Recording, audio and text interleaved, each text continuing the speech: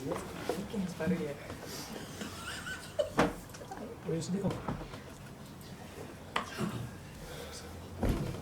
býð ykkur velkomin til 690. fund bæjarstjórnar og segi fund settan. Á dagskrá eru 15 mál, það eru 9 fundagerðir til staðfestingar og 60 kynningar og við göngum til dagskrár. Fyrsta mál á dagskrá er fundagerð 1295. fundar bæjarráðs sem haldin var 23. febrúar, orðið er laust. Sigrún, gjörðu svo vel.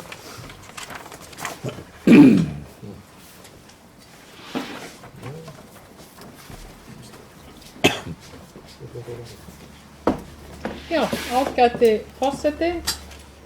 Ég kem hér fram undir máli númer 1. Það heitir hér í dagskránni kjör áheyrnarfulltrúa í nefndum á vegum Mosfellsbæjar. Ég óskaði eftir því að þetta mál yrði sett á dagskrá og það gekk út á það að óska eftir því að áheyrnarfulltrúar í nefndum á vegum Mosfellsbæjar fengju hér eftir greidd laun. Við vorum náttúrulega að fá álitlega launahækkun og af því að áheyrnarfulltrúar vinna nákvæmlega sömu störf og aðrir nefndamenn auk þess sem að þeir eru líka kjörnir á sama hátt í nefndirnar eins og aðrir nefndamenn, þá óskum við í íbúahreyfingunni eftir því vegna þess að það eru nokkrir fulltrúar á okkar vegum sem að ekki hafa nægilega mörg atkvæði að baki sér til að eiga aðalfulltrúa í nefndum. Það eru bara, þeir kallast sem sagt áheyrnarfulltrúar, sinna nákvæmlega sömu störfu og aðrir nefndamenn, þeir eru líka kosnir í nefndirnar og eins og aðrir fulltrúar og þess vegna óskum við eftir því að þeir fengju laun eins og aðrir fulltrúar. Okkur þykir það bara réttlátt, þetta er mikil vinna, sumir mæta á fundi 2 í mánuði og fá ekkert kaup fyrir þá vinnu og okkur finnst það svona í ljósi þess að við búum í samfélagi þar sem að verið er að óska eftir því að fólk fái jöfn laun líka fyrir sömu vinnu. Og fannst okkur bara og finnst okkur rétt í íbúahreyfingunni að fólk fái greitt fyrir þessi störf. Það heyrir eiginlega svolítið mikið sögunni til að fólk sé að vinna fyrir sveitarfélög og hinn og þessi stöndug fyrirtæki án þess að fá fyrir þannig laun. Á síðasta fundi bæjarráðs var þessi tillaga lögð fram og það sem mig langar að gera núna er bara að ítreka þessa tillögu. Og sú ítrekun hljóðar svo: bæjarfulltrúi íbúahreyfingarinnar ítrekar hér með þá ósk að áheyrnarfulltrúar fái laun fyrir nefndastörf hjá Mosfellsbæ. Þeir eru kjörnir í embætti af bæjarstjórn að sama skapi og aðrir fulltrúar flokkana í nefndum. Áheyrnarfulltrúar vinna nákvæmlega sömu vinnu, þeir hafa málfrelsi og þeir hafa tillögurétt. Það sem undanskilur þá frá öðru nefndafólki er að þeir hafa ekki umboð til að greiða atkvæði. Anna Sigríður, gjörðu svo vel. Sendirðu tillöguna á Sigurð? Já, ég geri það. Já, hún sagðist að ítreka tillögu. Ég er að sjá hvernig hún hljómar. Gjörðu svo vel. Forsetum, já, ég kem upp undir sama máli, kjör áheyrnarfulltrúi í nefndum og vegum Mosfellsbæjar og það vill þannig til að þegar þessi tillaga kom fram í bæjarráðinu þá var hún tengd sérstaklega við þær launaleiðréttingar sem hafa orðið á kjörum bæjarfulltrúa og nefndarmanna í Mosfellsbæ núna nýverið. Ég taldi ekki rétt að festa þetta mál við það mál. Þetta eru 2 gjörólík mál, sem sagt launakjörin og í raun og veru og í raun og veru starfsaðstaða áheyrnarfulltrúa í nefndum. Það ekkert nýtt að sem ég hef í raun og veru hér fram að færa varðandi afstöðu Samfylkingarinnar til kjara áheyrnarfulltrúa í nefndum. Við styðjum það og höfum gert að áheyrnarfulltrúa fái greidd laun. Margar af þeim ástæðum fyrir því komið fram hér í máli Sigrúnar.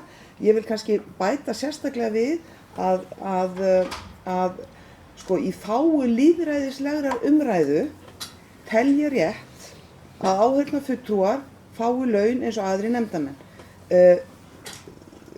Það verða engir áheyrnarfulltrúar til inn í nefndum nema framboð eigi fulltrúa í bæjarstjórn. En svo eru reglurnar þannig að það hlutfallslega kosið og þess vegna getur komið upp svo staða að framboð sem sannarlega á rétt kjörinn fulltrúa í bæjarstjórn hefur ekki afl til þess að eignast aðalfulltrúa í öllum nefndum. Það í raun og veru ekkert athugavert við það, þetta eru bara þessar reglur sem við búum við, en það sem við getum gert í þessu máli það að launa þessa áheyrnarfulltrúa sem að sönnu vinna nákvæmlega sömu störf og aðrir fulltrúar, bera í raun og veru nákvæmlega sömu ábyrgð nema því leytinu að þeir geta ekki greitt atkvæði. En þeir búa sig undir fundinn, þeir taka þátt í umræðu og að ég tel reyndar sitja í einhver nefndum núna nema bæjarráði og mín reynsla af áheyrnarfulltrúanum þar og þeim báðum reyndar að þeir taka afstöðu til mála í bæjarráðinu. Enda eru þeir náttúrulega, eru þeir einu áheyrnarfulltrúarnir sem fá greidd laun fyrir utan áheyrnarfulltrúa í fræðslunefnd sem eru fjölmargir og fá allir greidd laun. En reyndar munurinn á því sá að þeir sitja þar inni samkvæmt lögum og þess vegna fá þeir greidda umbun fyrir sína fundarsetu. En mér finnst eiginlega, það má telja ýmislegt til, en mér finnst bara í þágu, eins og ég sagði, lýðræðislega umræðu og það að ég tel að það að fá allar raddirnar á borðinu þar sem verið að undirbúa mál til afgreiðslu inn á bæjarstjórnarfundi, ég tel það mjög mikilvægt og finnst sjálfsagt að þetta fólk fái greitt fyrir þá vinnu sem að ég fullviss að það innir af hendi, alveg jafn vel og kannski stundum betur en fastir fulltrúar sem að þiggja sér laun.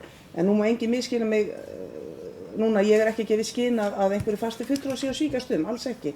En hins vegar hef ég líka sjálf verið áheyrnarfulltrúi í nefnd, launalaus, og mér minnir ég að verið launalaus annað hvert ár á því kjörtímabili. Og ég get alveg lofað okkur því, ég vann ekki minna það árið sem ég var launalaus inn í fræðslunefnd.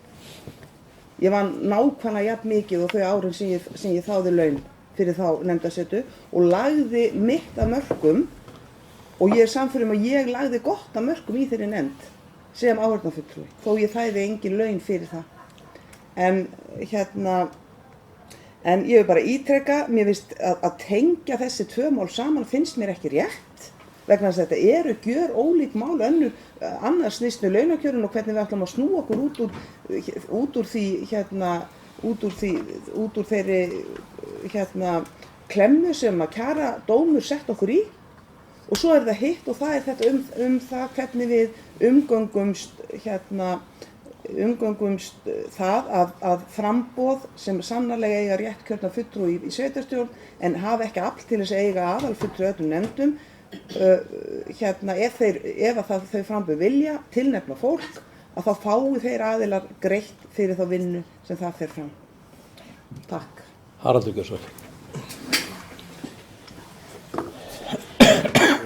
Þetta bara örstutt. Ég tel nú ekki ástæða til þess að vera að ræða þetta mál hér í einhverju löngu máli. Það hefur áður verið rætt hér á þessu kjörtímabili. Það er áður komið nákvæmlega sama tillaga fram þetta tiltekna mál.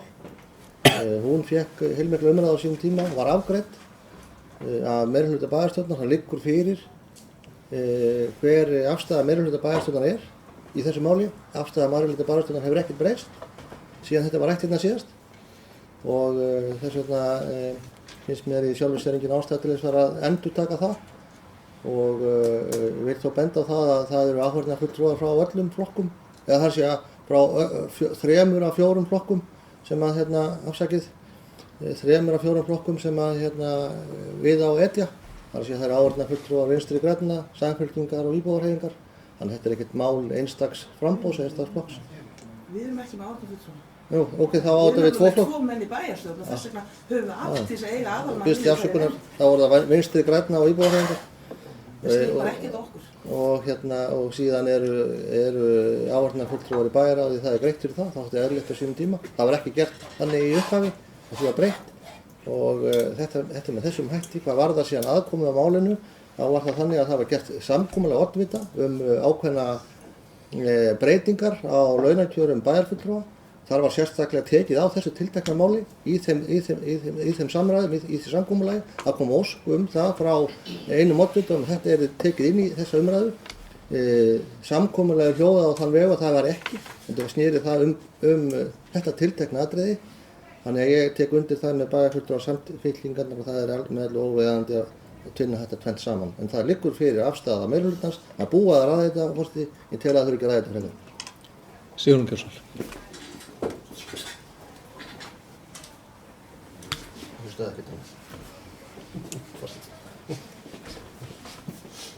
Já, ágæti forseti.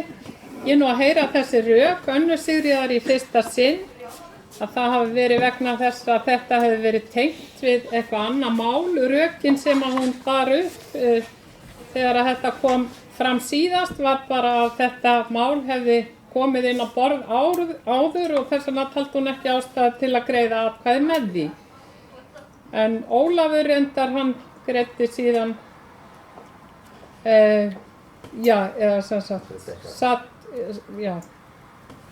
skiptir ekki máli, en allavega ég að heyra þessi rök, Önnu Sigríðar í fyrsta sinn og í rauninni eina tengingin sem var og það var náttúrulega hugsunin á bakvið þessi fjármálarök, það voru bara fjármálarök, það við erum að hækka kaupið okkar umtalsvert, það ekki fjárhagsvandi sem veldur því að ekki hægt að greiða áheyrnarfulltrúum laun. En það náttúrulega bara dapurlegt til þess að vita að bæði D-listi og Vinstri grænir standi fyrir svona blindri valdapólitík en svo náttúrulega lýsir sér í þessu í rauninu óréttlæti sem að þeim finnst og þess að andlýðræðislega hugsunarhætti sem að þetta lýsir að leyfa fólkinu sem að vinna pólitík í sveitarfélaginu ekki að njóta þess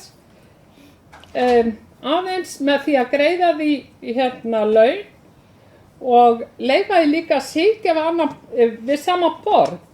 Það líka þessi mismununar hugsun sem að einkennir hugsunarhátt ákveðina pólitískara afla hér í Mosfellsbæ og það Sjálfstæðisflokkurinn og Vinstri grænir. Og þetta launamál, áheyrnarfulltrúa, það segir margt og meira en mörg hver doktorsritgerðin stjórnmál.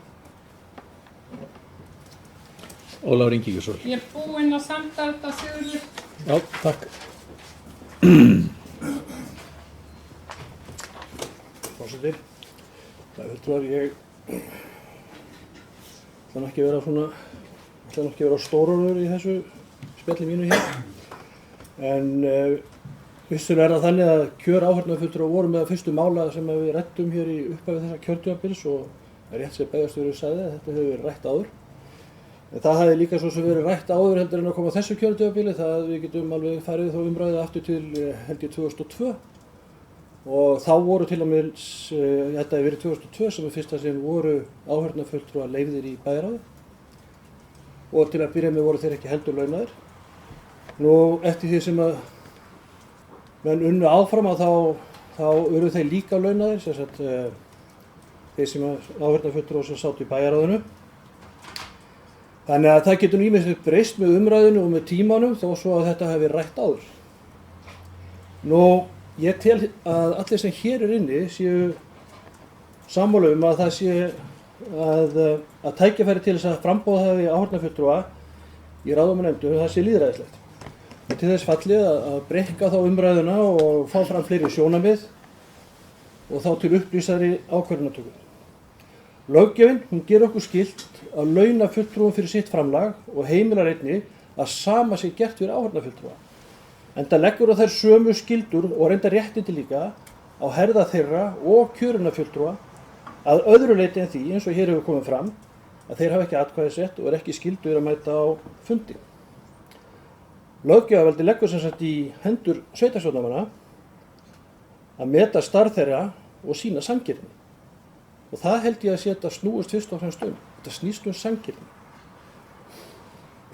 Og þegar þetta var rætt ég síðast, þess að í upphafi þessa kjörtímabils 2. júlí 2014, þá var nú svo sem ekki mikil umræða, það voru held ég 3 sem tók til máls um þetta mál og það var einn sem var með rök á móti og það var bæjarstjóri og ef ég súmera það rétt upp að þá voru rökin einhvern tvennskonar gegn því að greiða áheyrnarfulltrúum laun. Annars vegar var það að það væri sanngjarnt að greiða áheyrnarfulltrúum í bæjarráðalaun vegna þess að hve tíðir fundir væru í bæjarráði. Rétt er það, en það eru tíðir fundir til dæmis í skipulagsnefnd og ekki síður krefjandi. Þannig ég velti fyrir mig hvar drögum við mörkin ef að þetta eru rökin. Í annar stað þá voru mótrök gegn þau að þetta væri ekkert leyft, sums staðar væri þetta ekkert boðið upp að það væri áheyrnarfulltrúi og þó svo þessi heimild fyrir því lögum. Og ekki endilega heldur að þessi borgað fyrir það þó það væri. En á móti kemur það að sums staðar þetta leyft og sums staðar greitt fyrir það líka. Þannig að þau rök ein og sér standast enga skoðun. Í þeirri umræðu sem ég að vitna hér í að þá var einungis einn fulltrúi meirihlutans sem tjáði sig þetta mál. Ég heyri til dæmis ekki í fulltrúa Vinstri grænna og þetta er kannski gott að heyra hans álit á þessu, hvað honum finnst. Það eru leitið því að taka kannski undir bókanir hjá Sjálfstæðisflokknum. Að lokum kannski vil ég segja það og tek undir það sem hér var sagt áðan að ég hef tiltölulega góða reynslu af því að vinna með áheyrnarfulltrúum í nefndum bæjarins og bæjarráði. Og oft hefur verið það góð, ég hef eiginlega furðað mig á því að hversu vel þeir eru undirbúnir við að þá vera kauplausir versus það að aðrir fulltrúar sem eru þó á fullum launum koma kannski ekki eins vel undirbúnir til fundana. Þannig að það er alveg greint að það er ekki bara bæjarfulltrúar annars sem hefur lagt sér allan fram þó kauplaus sé til þess að standa sig vel á fundum. En svona, svo ég súmur þetta upp, þá er það í aðalatriðum þannig að mér finnst þetta hér vera sanngirnismál á ferðinni, stórt sanngirnismál og mér finnst að hér eigi, eins og annar staðar, að greiða sömu laun fyrir sömu vinnu. Takk fyrir. Fleiri hafa ekki hvað sér hljós. Bjarki.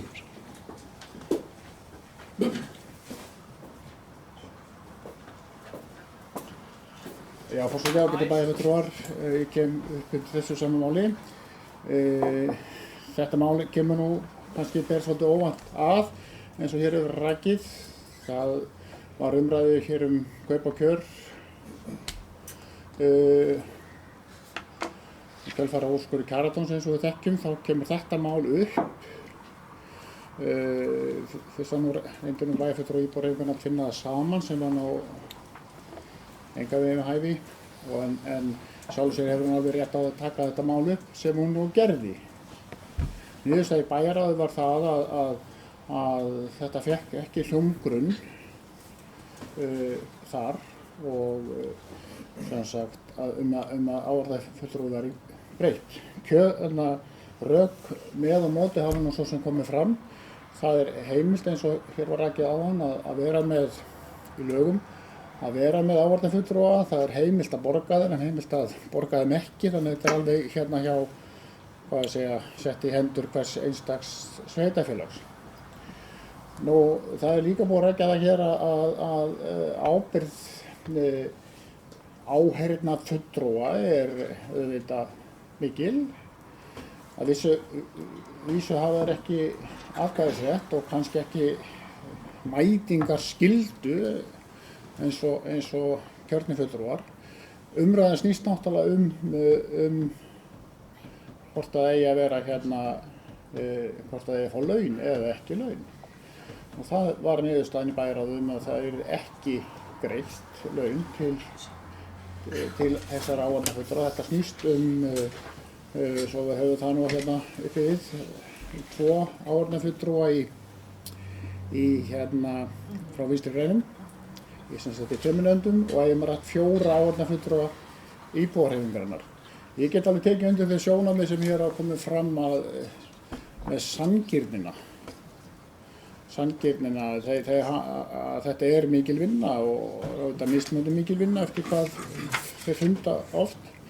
Málið hefur nú samt borið að með dálítið einkennum hætti og engan veginn hægt að spyrja þetta saman, en það kannski ekki verið að gera það núna. Þetta kemur sjálfstæð tillaga þetta. Niðurstaða meirihluta bæjarráðs var þessi að taka það ekki núna þegar að stutt lifir eftir að kjörtímabilinu að breyta þessu.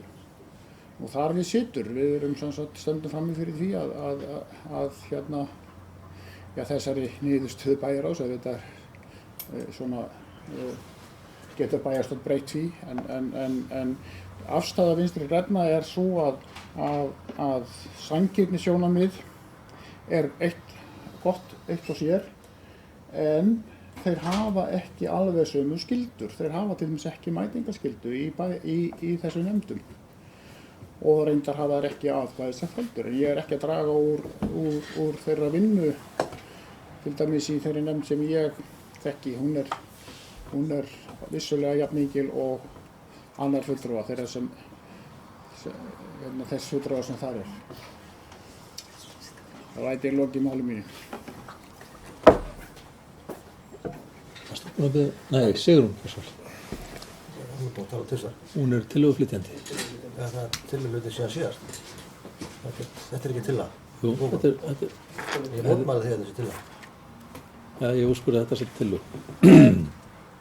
Já, mér langar aðeins að koma hérna í ansvar vegna þess sem að Bjarki var að segja. Vegna þess að mér finnst eiginlega komið tími til komin að minna fulltrúa Vinstri grænna og það, Bjarka Bjarnason, að það voru nú einu sinni Vinstri grænir sem lögðu til þessar breytingar á sveitarstjórnarlögum sem heimiluðu áheyrnarfulltrúa. Þeir komust inn með það ákvæði í lögin. Þeir fengu ekki hljómgrunn hins vegar fyrir því sem að þeir náttúrulega óskuðu eftir á sínum tíma að festa í lög launagreiðslur, heldur eru þær bara heimilar. Þannig að það er oft og í þessu tilviki og svo, sem svo oft áður er voðalega erfitt að sjá hvaða samleið fulltrúi Vinstri grænna í Mosfellsbæ á yfirleitt með því stjórnmálaafli sem hann segir standa fyrir. Fleiri hafa ekki hvað sér hljós, þeir sem að styðja tillögu M-lista, gjör svo ekki að merki. Takk fyrir og á móti. Tillagan er felld með 5 atkvæðum gegn 3. Ég tel þetta ekki vera tillöga. Og þá er komið... Bókun, Hafþór. Ertu með bókun? Ertu tilbúið með hana? Já. Gjör svo að gera grein fyrir henni.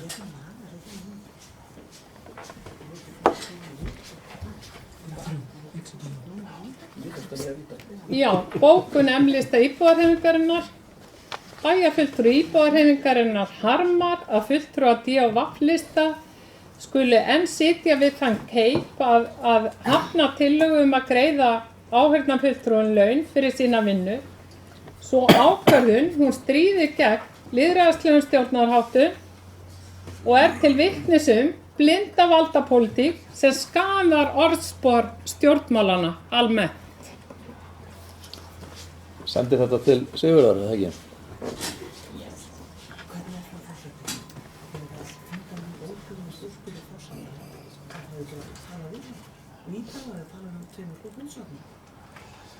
Hann brosa bara.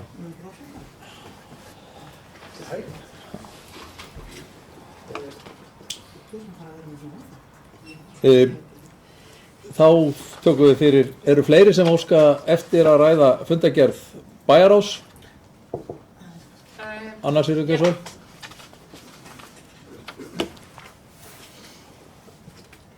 Já, bara örstutt hérna forseti, það annað mál, hesthúsalóð á Varmárbökkum. Ég reyndi að tefta þess á því inn á bæjarráðsfundum, ég fyndi sérkennilegt að vera komin svona óskum deiliskipulagsbreytingu, ég held að sé ekki ár síðan síðast að deiliskipulag var samþykkt á þessu svæði eftir mjög umfangsmikla vinnu sem í minni mínu tók langan tíma. Þannig ég velta fyrir mig hvað liggja þarna bakvið, en aðal spurningi mín núna samkvæmt aðalskipulagi búið að gera ráð fyrir nýju hesthúsahverfi og ég verð aftur bara að reyna að vitna til minnis míns að ég man ekki betur en að hestamannafélag hafi verið ánægt með það stað sem að lokum var ákveðin fyrir það hesthúsahverfi. Nú freistandi að segja hvað dvelur orminn langa, en ég ætla ekki að gera það. Ég ætla bara að spyrja, eitthvað farið að undirbúa þetta eða bara hesthúsahverfi á aðalskipulagi og hitt sprungið á eitthvað að gera? Nema þá að fara þykkt aftur í núverandi deiliskipulagi. Bryndís Gjósvel. Já, virðulegur forseti, það ekki furða að spurt sé og ég held að minni bæjarfulltrúi Önnu Sigríðar sé alveg rétt í þessum efnum. Það að segja að deiliskipulag hesthúsahverfisins tók alllangan tíma. Ég held að ég hafi talið 10 ár frá því að sú vinna hófst að einhverju marki. Og það eru svo sem margar skýringar á því, eins og yfirleitt þegar svona Það samt alveg ljóst að margir töldu að það væri hægt að þétta byggð meira á svæðinu. Þetta niðurstaða deiliskipulagi sem í gildi og auðvitað alltaf einhver málamiðlun á milli mismunandi sjónarmiða. Það var reyndar í fyrri tillögum sem að reyndar beið mjög lengi umsagnar hjá Hestamannafélaginu, þá var gert ráð fyrir því að það væri hægt að fjölga hesthúsum lítillega þarna niður frá. En á seinni stigum komu óskir þá frá þáverandi stjórn Hestamannafélagsins að þau rými væru frekar hugsuð sem kannski stækkunarmöguleika fyrir reiðhöll. Þá var reyndar verið í rauninni að velta fyrir sér eins og hugmyndirnar hljóðuðu þá upp á hesthús sem myndi samt tengjast reiðhöllinni. Tengt til dæmis þessum verkefni sem hafa verið varðandi þjónustu við fatlað fólk eða reiðbrautinni hjá framhaldsskólanum eða verið eitthvað svona ungmenna hesthús eða eitthvað þess áttar án þess að það væri útfært neitt nánar. Þannig að úr varð í endanlegri tillögu að það lítið sem ekkert pláss til að fjölga hesthúsum. En reynslan á síðustu árum hefur verið svo að fólk að taka færri hesta inn á hús og fólk að gera upp húsin sín. Þannig að ég best veit þá ennþá töluverð velta og sala á húsum þarna. En þessi ósk kemur, hún ágætlega rökstudd og það alveg hægt að sjá fyrir sér eins og kemur fram svo í umsögn frá skipulagsfulltrúa að það sé hægt að setja fleiri hús. Það yrði þó að öllum líkindum á kostnað einhvers gróðurs eða annars landsvæði sem þarna og það í rauninni kannski bara pólitísk afstaða hvort við viljum fara inn á slík svæði eða segja að þetta sé fullbyggt og bíða þá þar til að eftirspurnin sé orðin næg þannig hægt sé að fara inn á þetta nýja svæði sem að já, það líka rétt hjá bæjarfulltrúum. Ég held að það hafi verið ágætis samstaða þetta nýja svæði og þegar ég segi nýja svæði þá ég alltaf að tala hesthúsasvæði númer 2. Svo allir átti sig á því, það enginn að gera ráð fyrir því að hesthúsasvæði á Varmárbökkum muni víkja, alls ekki. En það gert ráð fyrir því að minni dalsins gæti byggst upp annað hesthúsahverfi og í aðalskipulaginu var þá ekki gert ráð fyrir því að það hesthúsahverfi væri með sömu innviða uppbyggingu eins og hesthúsahverfi á Varmárbökkum, heldur væri þá í hæfilegri nálægð við það hverfi þannig að það væri hægt að ríða á milli og nýta þar af leiðandi skeiðvelli og reiðhöllina.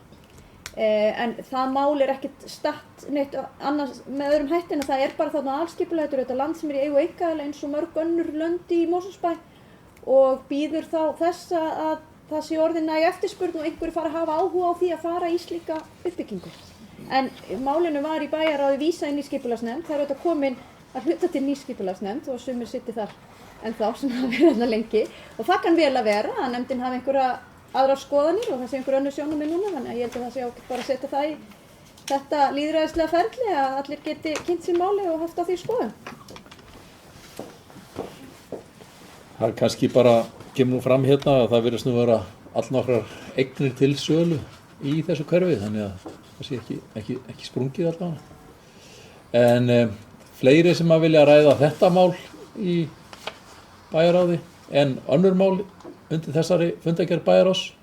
Ef ekki, þá umræðan lokið. Þeir sem að staðfesta fundargerðina kjósa gefa merki. Takk fyrir, hún staðfest með 9 atkvæðum. Þá tókum við fyrir fundargerð 1297 fundar sem haldinn var 2. mars. Orðið laust þá fundargerð. Annars þið ekki svo vel.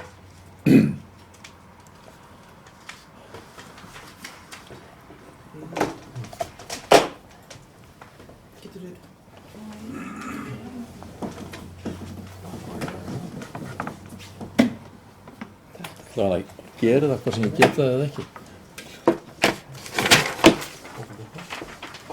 Já, forseti, ég kem hérna upp undir máli, 7. máli, verkefnistillaga stefnumótun, sem 7. og síðasta málið á dagskrá síðasta bæjarráðsfundar. Og við fjöllum hérna tillögu bæjarstjóra sem var lögð fram í bæjarráði þann 2. mars síðastliðinn svokallaða verkefnistillögu stefnumótun sem var lögð fram á þeim sama fundi og hún felur í sér tillögur fyrirtækis út í bæ hvernig skuli unnið að endurskoðun stefnumótuna fyrir Mosfellsbæ. Samfylkingin hefur ýmislegt að athuga við vinnubrögðin sem viðhöfð voru við undirbúning þessara tillögu. Í fyrsta lagi þá kemur fram í minnisblaði bæjarstjóra sem fylgdi málinu að framkvæmdastjórn bæjarins hafa fundið sínum ákveðið að tímabært væri að hefja endurskoðun á þeirri stefnu sem unnin var á árunum 2007-2008 með aðkomu fjölda starfsmanna og bæjarbúa. Í minnisblaði bæjarstjóra segir að ýmsar samfélagslegar breytingar hafa orðið til þess að þörf sé á þessari endurskoðun, svo sem það sem bæjarstjóri kallar, með leyfi forseta, brest í efnahagskerfinu og upprisu þess, en þessar brestir nú reyndar sem við köllum alveg bara efnahagshrun. Þá eru taldar til tæknibreytingar sem hafi haft áhrif á þjónustu samfélagsins, sem á fjölgun íbúum fjórðung og því tímabært að fara í endurskoðun stefnunar til að taka mið af þessum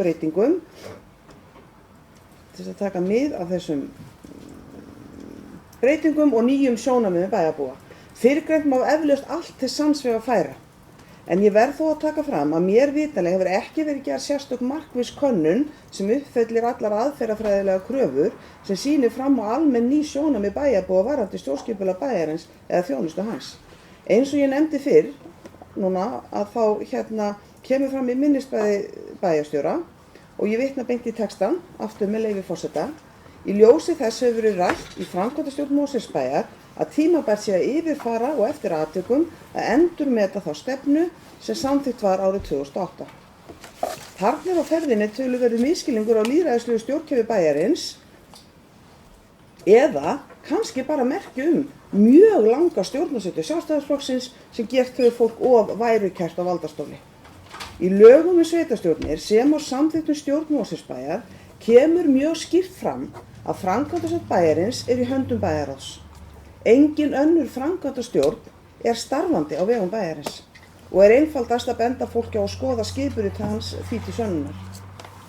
Nú kann að vera að einhverjir telji það orðhengilshátt af minni hálfu að nefna þetta orðfæri bæjarstjórans, en því til að svara að við, kjörnir fulltrúar, störfum innan mjög strangs ramma laga og reglna sem betur fer, þar sem lýðræðisleg ábyrgðarkeðja ágætlega skilgreind.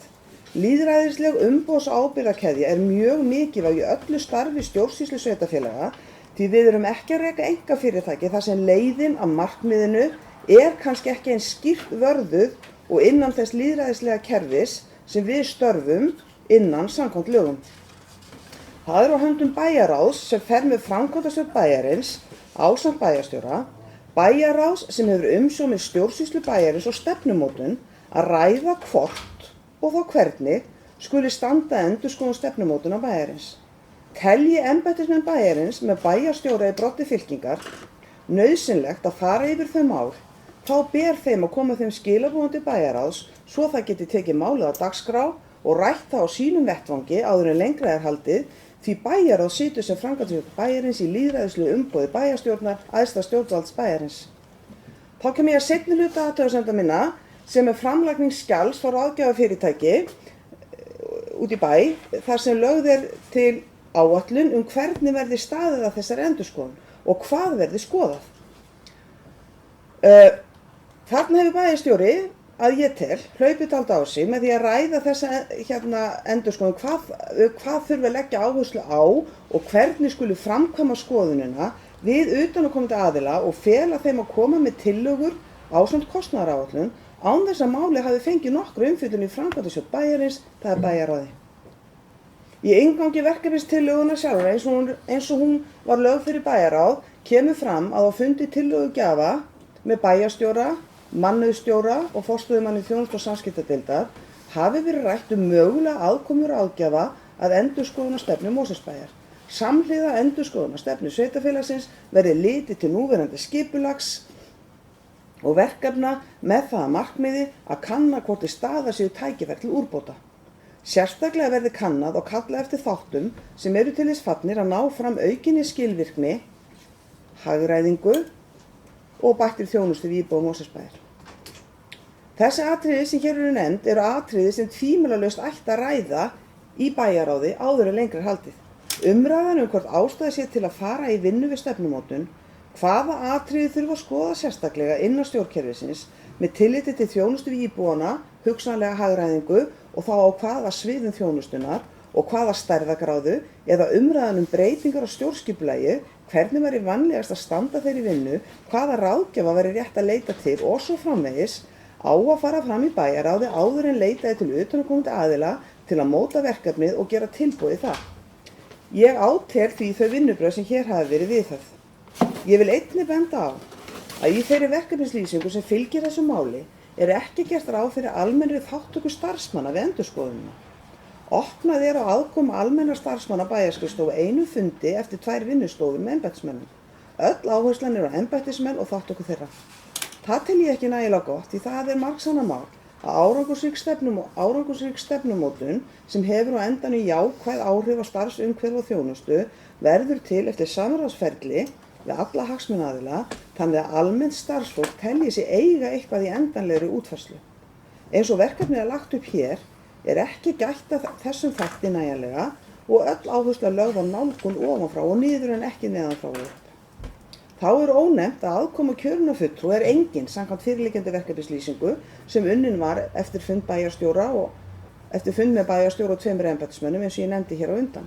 Í því samhengi bendi ég aftur á að sveitarfélagið okkar er lýðræðisleg stjórnsýslueining og henni stýra samkvæmt lýðræðislegri niðurstöðu kosninga 9 fulltrúar sem mynda það fjölskipaða stjórnvald sem bæjarstjórn er. Reyndar er skylt að geta þess að á bæjarráðsfundi þar sem þetta var kynnt fyrst, sem þessum fundi sem við erum að fjalla núna, opnaði bæjarstjóra á að fundað yrði með bæjarfulltrúum einhver tíma í ferlinu sem viðbrögð við þeirri gagnrýni sem ég hafði bar fram. Það er góð hugmynd, mjög góð hugmynd. Fundur með kjörnum fulltrúum væri auðvitað til bóta í þessu ferli, en ef farið hefði verið rétt boðleið varðandi ákvörðun endurskoðun stefnumótunar og bæjarráð hefði haft hönd í bagga frá upphafi, þá stæðum við ekki í þeim sporum í dag að ósætti ríktu svo mikilvægan hlut sem skipulag stefnumótunarvinnu er. Endurskoðun stefnumörkunar er að vinnu góða og í raun nauðsynleg í breytilegu umhverfi og þó ytri umgjörð, það er að segja lagaleg umgjörð sveitarfélaga, sé nokkuð stöðug, þá verður því ekki á móti mælt að breytingar bæði innan sveitarfélagsins, svo sem fjölgun íbúa eða breytt íbúasamsetning, sem og í hinu tæknilega umhverfi sem sveitarfélagið býr við, kallar á að stefnumótun sé skoðuð og endurmetin reglulega.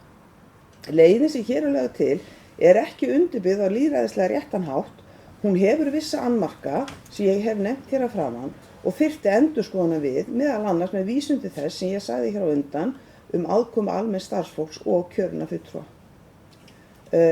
Síðan langar mig til að varpa fram þeirri spurningu af hvaða lið fjárhagsáætlunar ætlunin að taka þá fjármuni sem fari að greiða fyrir vinnuráðgjafa fyrirtækisins og hvort gert hafi verið ráð fyrir þeim útgjöldum við gerð fjárhagsáætlunar. Og að síðustu þá legg ég fram tillögu frá bæjarfulltrúum Samfylkingarinnar að tillögunni gera það að tillögu sinni að málið verði sent aftur í bæjarráð þar sem því gefist tækifæri til að ræða og undirbúa endurskoðun stefnumörkunar fyrir bæinn í samræmi við hlutverk sitt.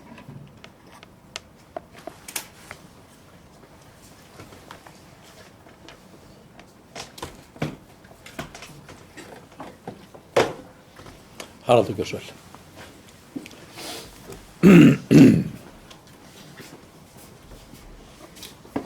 Forseti, komið hérna upp undir þessu sama máli. Ég hef fengið hér ákveðnar ábendingar, ég kýs að kalla það, frá bæjarfulltrúa Samfylkingarinnar. Fékk nú reyndar mest af þeim líka á bæjarráðsfundinum þar sem þetta var rætt og taldi mig nú hafa með einhverjum hætti ásamt forstöðumanni þjónustu- og samskiptadeildar sem var hér á bæjarráðsfundinum farið yfir það og útskýrt þetta verkefni. Kom mér aðeins á óvart að það skyldi aftur vera að fjalla hér orðalag í minnisblaði þar sem að rætt framkvæmdastjórn Mosfellsbæjar vegna þess að ég útskýrði það ágætlega hélt ég á bæjarráðsfundinum og samþykkti það og baðst afsökunar á því og það hefði ekki verið meint með neinum hætti sem framígrip fyrir bæjarráði. Þetta nú einfaldlega orðalag sem að hefur verið notað af framkvæmdastjórum bæjarins. Þetta er framkvæmdastjórnarfundur eða framkvæmdastjórafundur. Það er fundur framkvæmdastjóra af Mosfellsbæjar sem haldinn vikulega á mánudagsmorgnum og það er alveg hárrétt hjá bæjarfulltrúanum að það orðalag hefði mátt vera annar og nota orðið framkvæmdastjórafundir í staðinn fyrir framkvæmdastjórn Mosfellsbæjar. Ég hins vegar get ekki séð að það og sérstaklega þegar það nú verið þeim skilaboðum hefur nú komið á framfæri að það skemmi þessa hugmynd eða tillögu stefnumótun eða yfirfærð á stefnumótun bæjarins og hélt nú reyndar að það mál hefði verið útrætt á bæjarráðsfundinum og það útskýrt en það er greinilega ekki svo en ég vil þá bara nota tækifæri og biðjast afsökunar aftur á því að þetta orðalag skyldi hafa verið notað í minnisblaðinu. Það var gert á bæjarráðsfundinum, ég gera það aftur hér á bæjarstjórnarfundinum og hins vegar fannst mér ekki rétt að breyta minnisblaðinu þar sem að það lá fyrir bæjarráði með þessum hætti. En það var farið yfir það ágætlega á fundinum. Forsaga þessa máls er hins vegar svo að á árinu 2007-08 var unnin ansi merkileg vinna hjá Mosfellsbæ og reyndar var það þannig að sú vinna var unnin á frumkvæði þáverandi framkvæmdastjóra sveitarfélagsins, það er að segja bæjarstjóranum og það vil nú reynda svo til að það er sami bæjarstjóri og stendur hér í púlti núna og farið var yfir og búin til svona heildarstefnumótun fyrir bæjarfélagið og þá er ég ekki að tala í þeirri merkingu að það sé pólitísk stefnumörkun heldur það svona starfsemisleg stefnumörkun sem er oft kallað á ensku tungumáli svona strategic og þetta verkefni það tókst mjög vel. Það tókst að sameina og þétta raðir starfsmanna bæjarins, búa til og sem hefur síðan verið unnið áfram á grundvelli þessara vinnu að Mosfellsbær var ein starfsheild með sameiginlega regnhlífarstefnu, sameiginlegt hlutverk, sameiginlega framtíðarsýn og sameiginlega stefnuáherslur sem er búin að voru til í þessu verkefni og síðast ekki síst gildin okkar, virðingu, jákvæðni, framsækni og umhyggju. þetta var afrakstur þessara stefnumótunar vinnu sem var farið hér í árunum 2007-2008 og til hliðar við þetta og meðfram þessu reyndar var farið í voru gerðar tillögur ákveðnar skipulagsbreytingar, stjórnkerfisbreytingar á skipuriti Mosfellsbæjar sem voru gerðar þá. Og ég fór yfir það sérstaklega á bæjarráðsfundinum og farið tekið hér upp aftur áðan. Hvers vegna væri minnst á stjórnskipulag bæjarins í þessu samhengi. Það vegna þess að síðan þessi stefnumörkun var unnin hafa verið gerðar breytingar á þessu ágæta stjórnskipulagi. Ákveðnar breytingar. Og það hefur orðið meira matrixurlaga, það hefur líka verið gerðar breytingar á einstökum sviðum, til dæmis eins og umhverfissviði og fjölskyldusviði og ég nefndi það sérstaklega að það væri ástæða til að gera ákveðið stöðum át á því, hvernig til hefði tekist og svo framvegis. Og hugmyndin væri að fara yfir þessa stefnumörkun, framtíðarsýnin sem var sett á blað þá, er nú orðin 10 ára gömul og það getur vel verið að hún standist tímans tönn, ég veit það ekki, en það er ástæða til þess að fara yfir það. Og ástæðan fyrir því að þetta var unnið svona er einfaldlega svo að þarna er verkefni sem var unnið á sínum tíma með þessum hætti. Það er ekki verið að leggja til einhverja nýja stefnumörkun, heldur yfirferð og endurmat fyrir stefnumörkun sem var unnin. Það var nákvæmlega þetta fyrirtæki sem Capacent sem vann þessa vinnu fyrir Mosfellsbæjar á sínum tíma.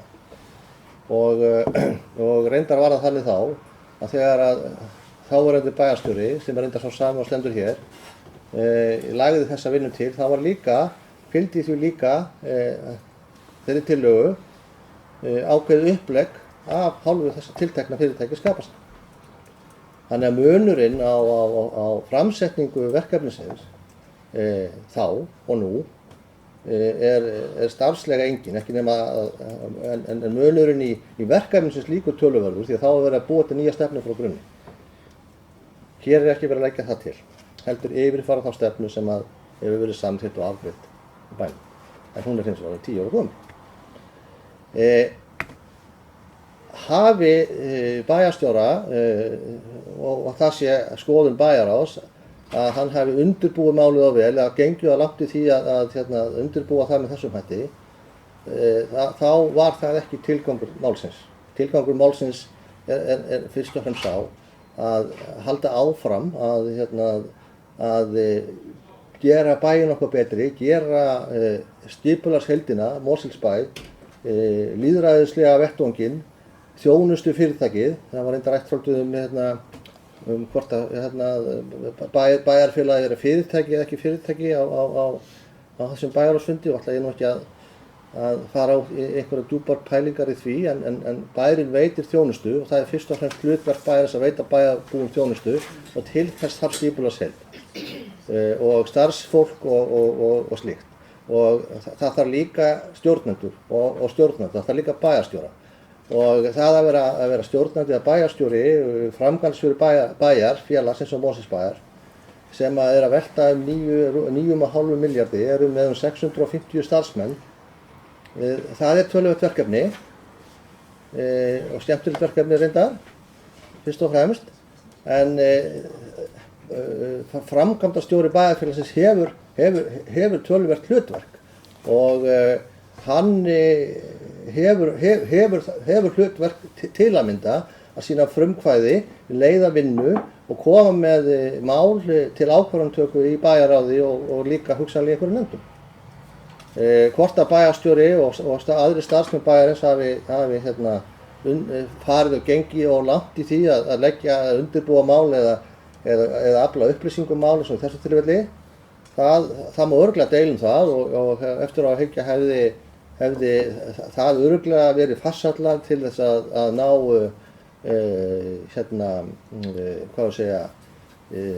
sameiginlegri sýn á það að áður en hefði verið óskað eftir verkefnatillögu tilhögun verkefnisins, að það hefði verið lagt fram minnisblað að hafa áhuga að fara í verkefnið. Ég held að það má vel vera og ef svo er þá finnst mér það leitt, það var ekki tilgangurinn. Heldur var fyrst og fremst tilgangurinn að leiða þetta ágæta bæjarfélag áfram í þeirri vinnu sem það er. Þannig að það er nú þannig, en niðurstaðan held ég hefði nú samt sem áður alltaf orðið svona nokkurn veginn svo sama. Ef að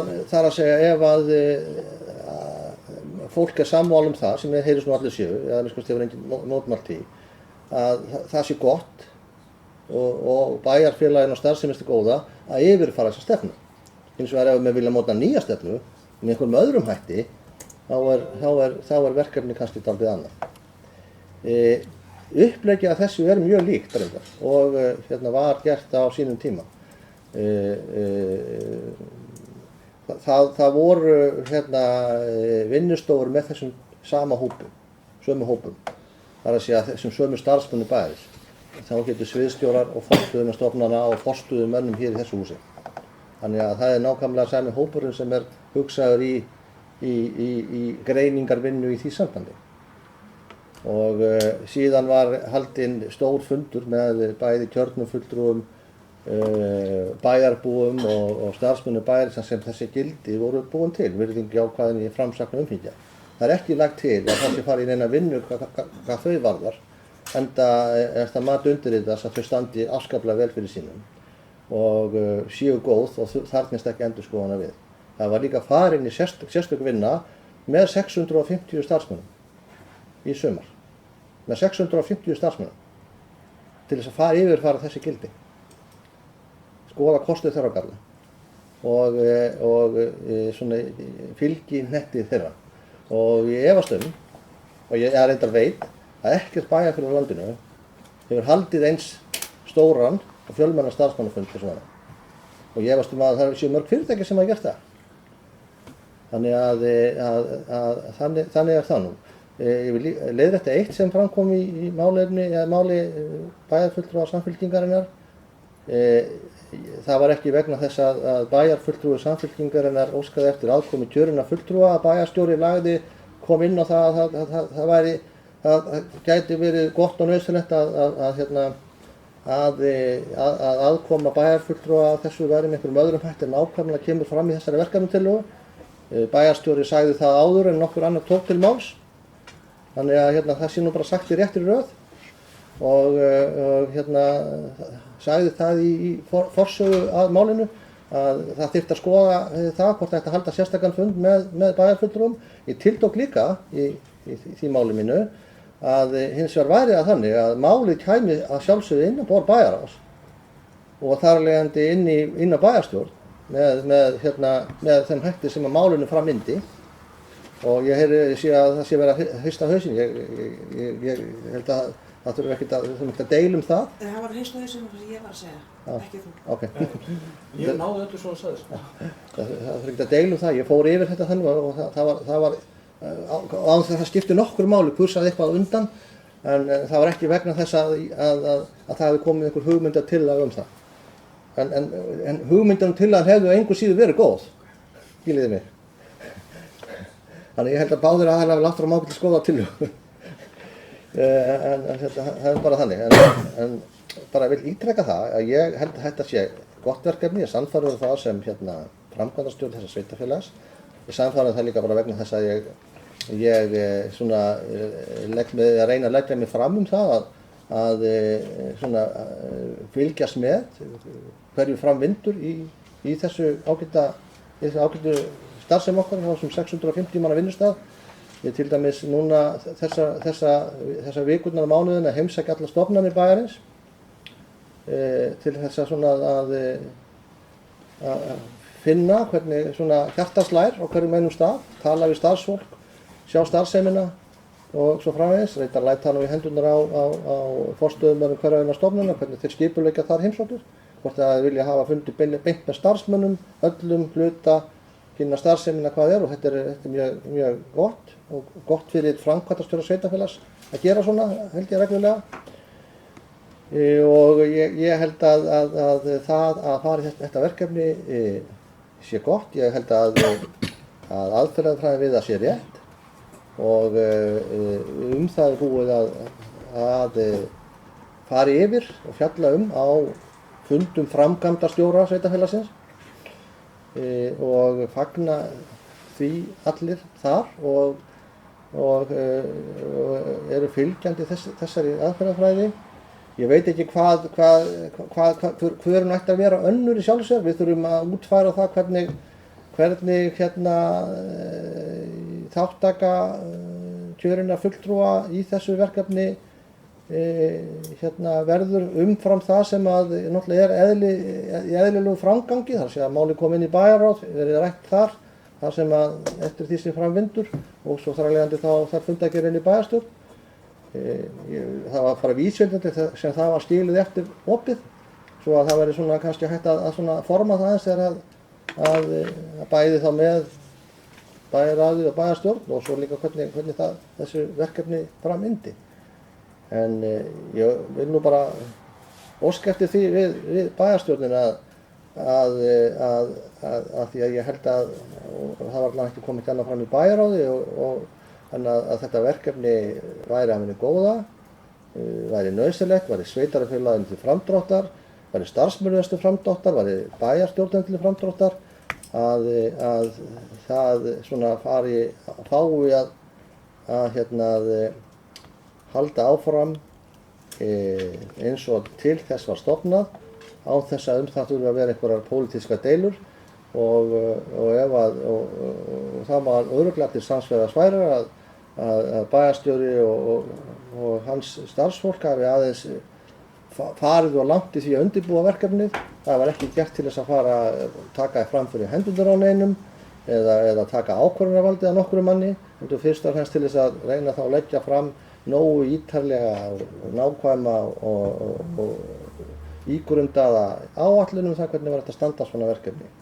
Og ég skal alveg taka það til mín, og það er alveg sjálfsagt ef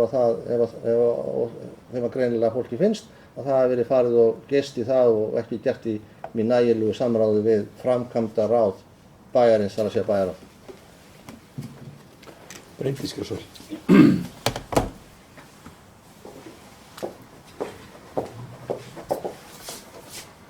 Virðulegur forseti, við ræðum hér þetta mikilvæga mál sem er stefnumótun sveitarfélagsins og ég þakka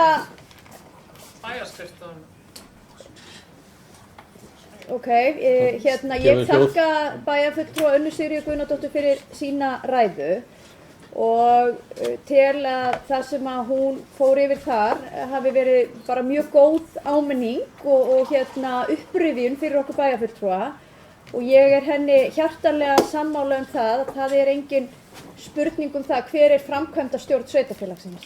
Það er alveg skýrt að lögum samkvæmt er það bæjarráð.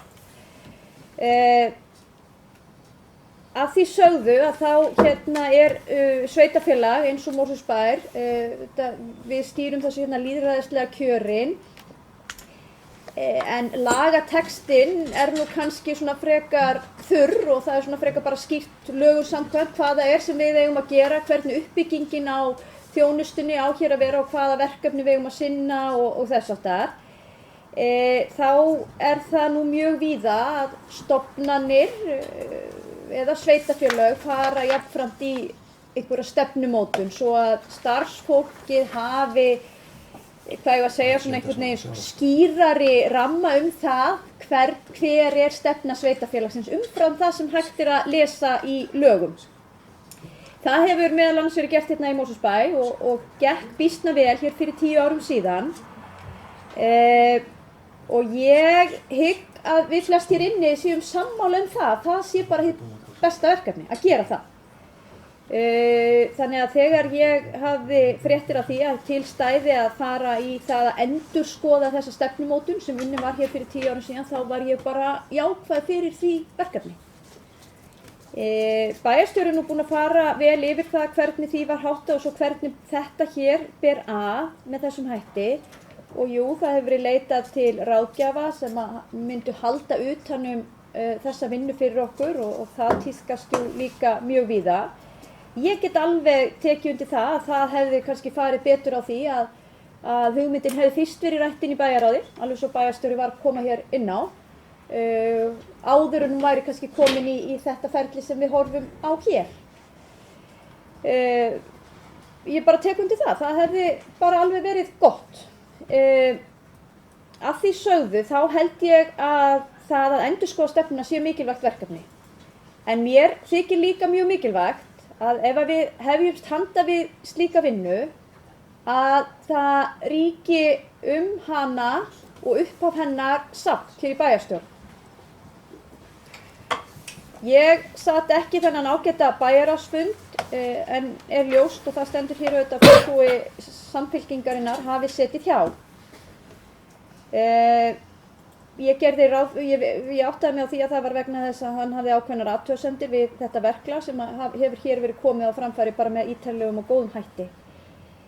En ég ítreka það ef að fulltrúar Samfylkingarinnar halda sig við þessa tillögu að þá finnst mér ástæði til þess að fara yfir það einu sinni enn í bæjarráði, ekkert einu sinni enn, bara í annað skipti.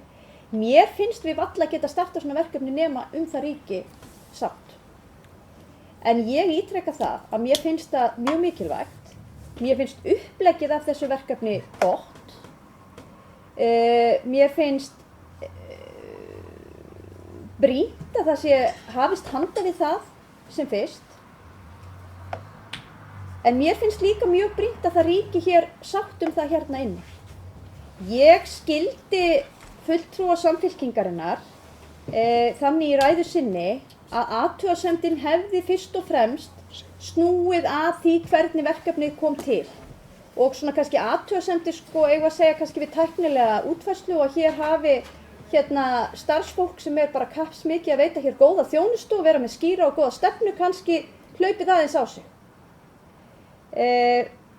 Og í ljósi þess að þær athugasemdir hafa komið hér fram og hér hefur bæjarstjóri farið yfir það og beðist í rauninni afsökunar á því að hafa stigið það skref og ég tek bara undir það að það hefði verið ágætt að stíga þessi skref aðeins hægar og hafa fleiri með í ráðum. Þá velti ég fyrir mig hvort að það ríki ekki sátt það einhver sér að hefja þetta mikilvæga verkefni. Og að mörgu leyti þá held ég að sé ákveðin kostur að það sé svolítið drifið áfram af starfsmönnum og utanaðkomandi ráðgjafar sem þá sérfræðingur í stefnumótunarvinnu. Ég tek aftur á móti heils hugar undir það að það mun aldrei vera samþykkt nein stefna eða breytingar þjónustuferlum eða eitthvað þess háttar hjá sveitarfélaginu Mosfellsbæ, öðruvísi en að það fari fyrir framkvæmdaráð sveitarfélagsins sem bæjarráð.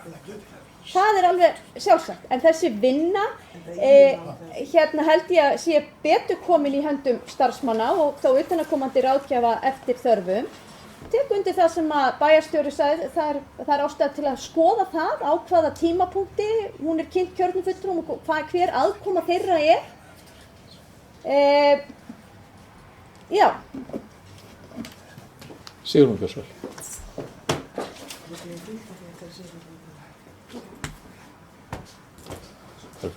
Fleiri búin að Já, ágæti forseti, ég kem hér fram undir sama máli. Þetta síðasta mál að dagskrá fundargerða bæjarráðs númer 1296. Ég man ekki númerið, það 5? 6, já.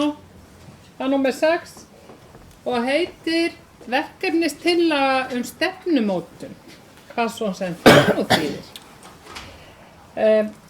Ég gerði líka mínar athugasemdir á þessum fundi bæjarráðs daginn þegar þetta kom fram og ég tók líka heils hugar undir með fulltrúa Samfylkingarinnar að ég skildi ekki alveg hvernig á því stóð að þetta verkefni væri svona langt komið án samráðs við þá sem að eiga lögum samkvæmt að stýra þessu bæjarfélagi.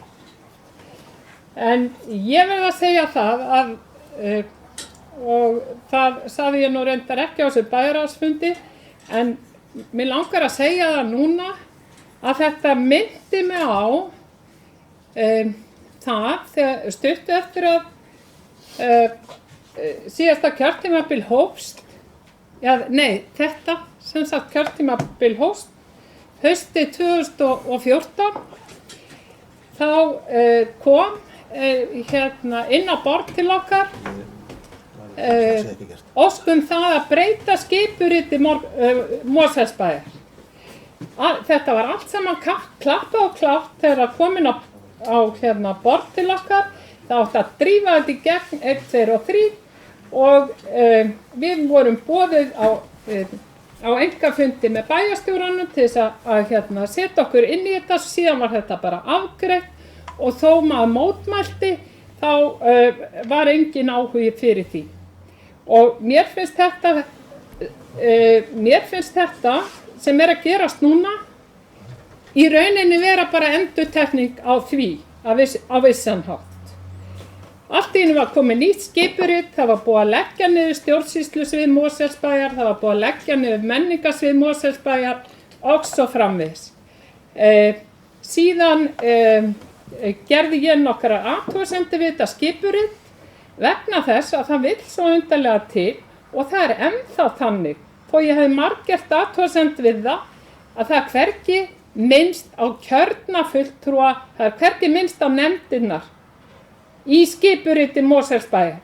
Það er eins og að við búum ekki í lýðræðissamfélagi. Það bara vantar. Það vantar allar nefndir sveitarfélagsins.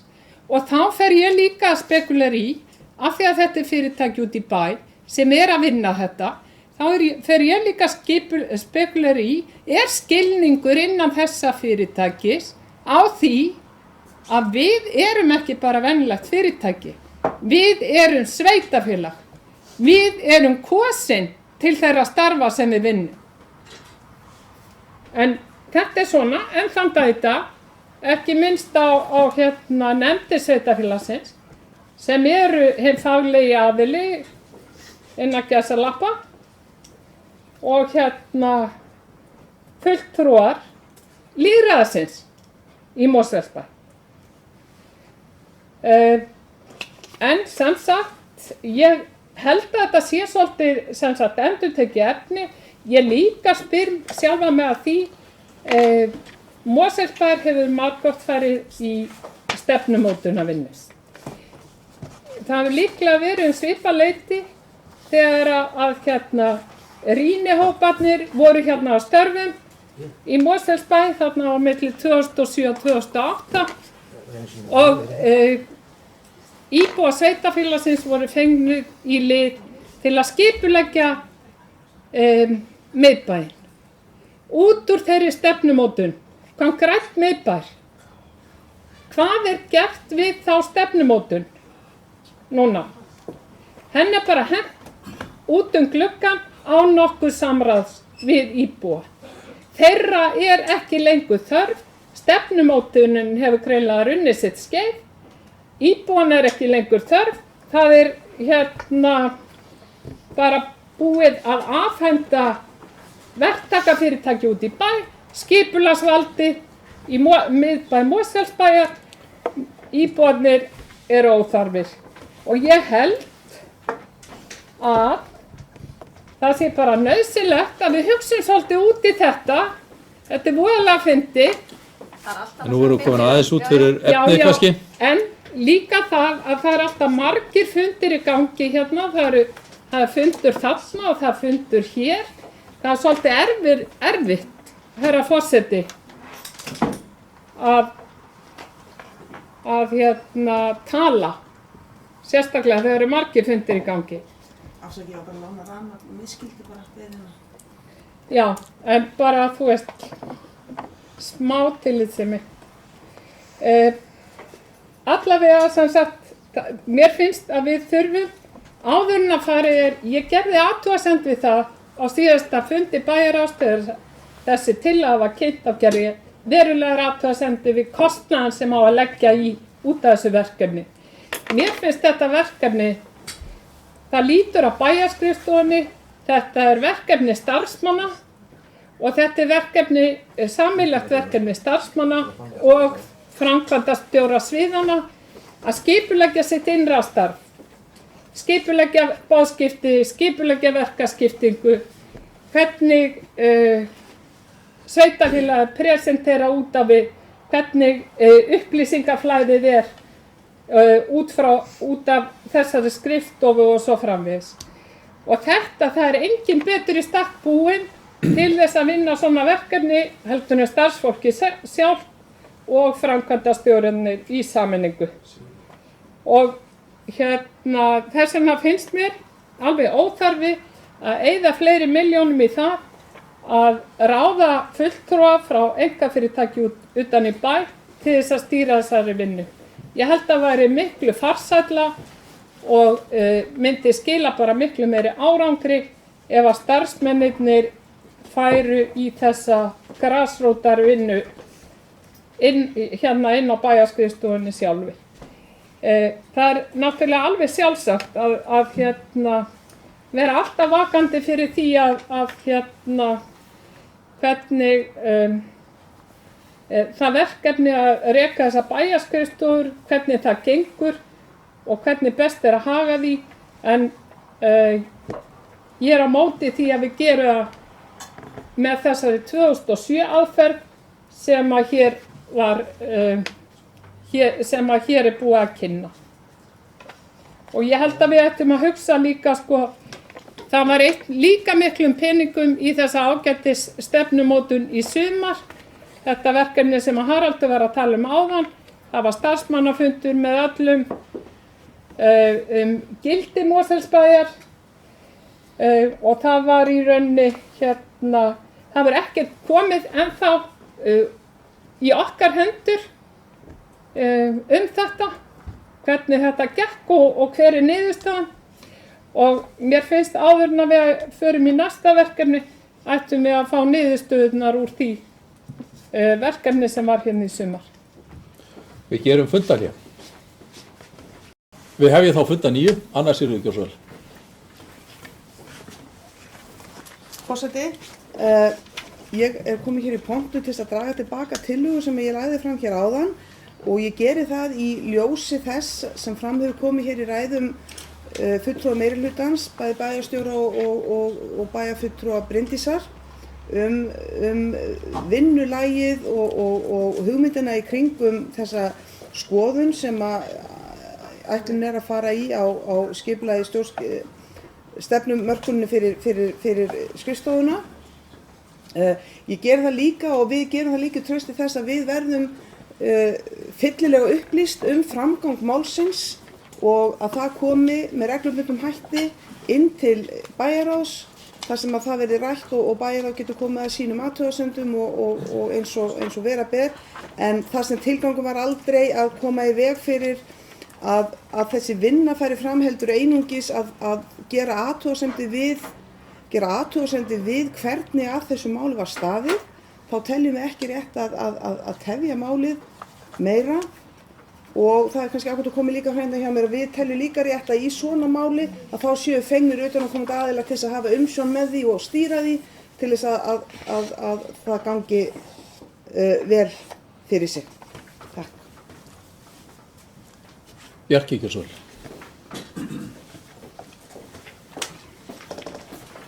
Já, forseti, aðeins þetta sama mál sem er hér til umræðu og hefur verið til umræðu núna þetta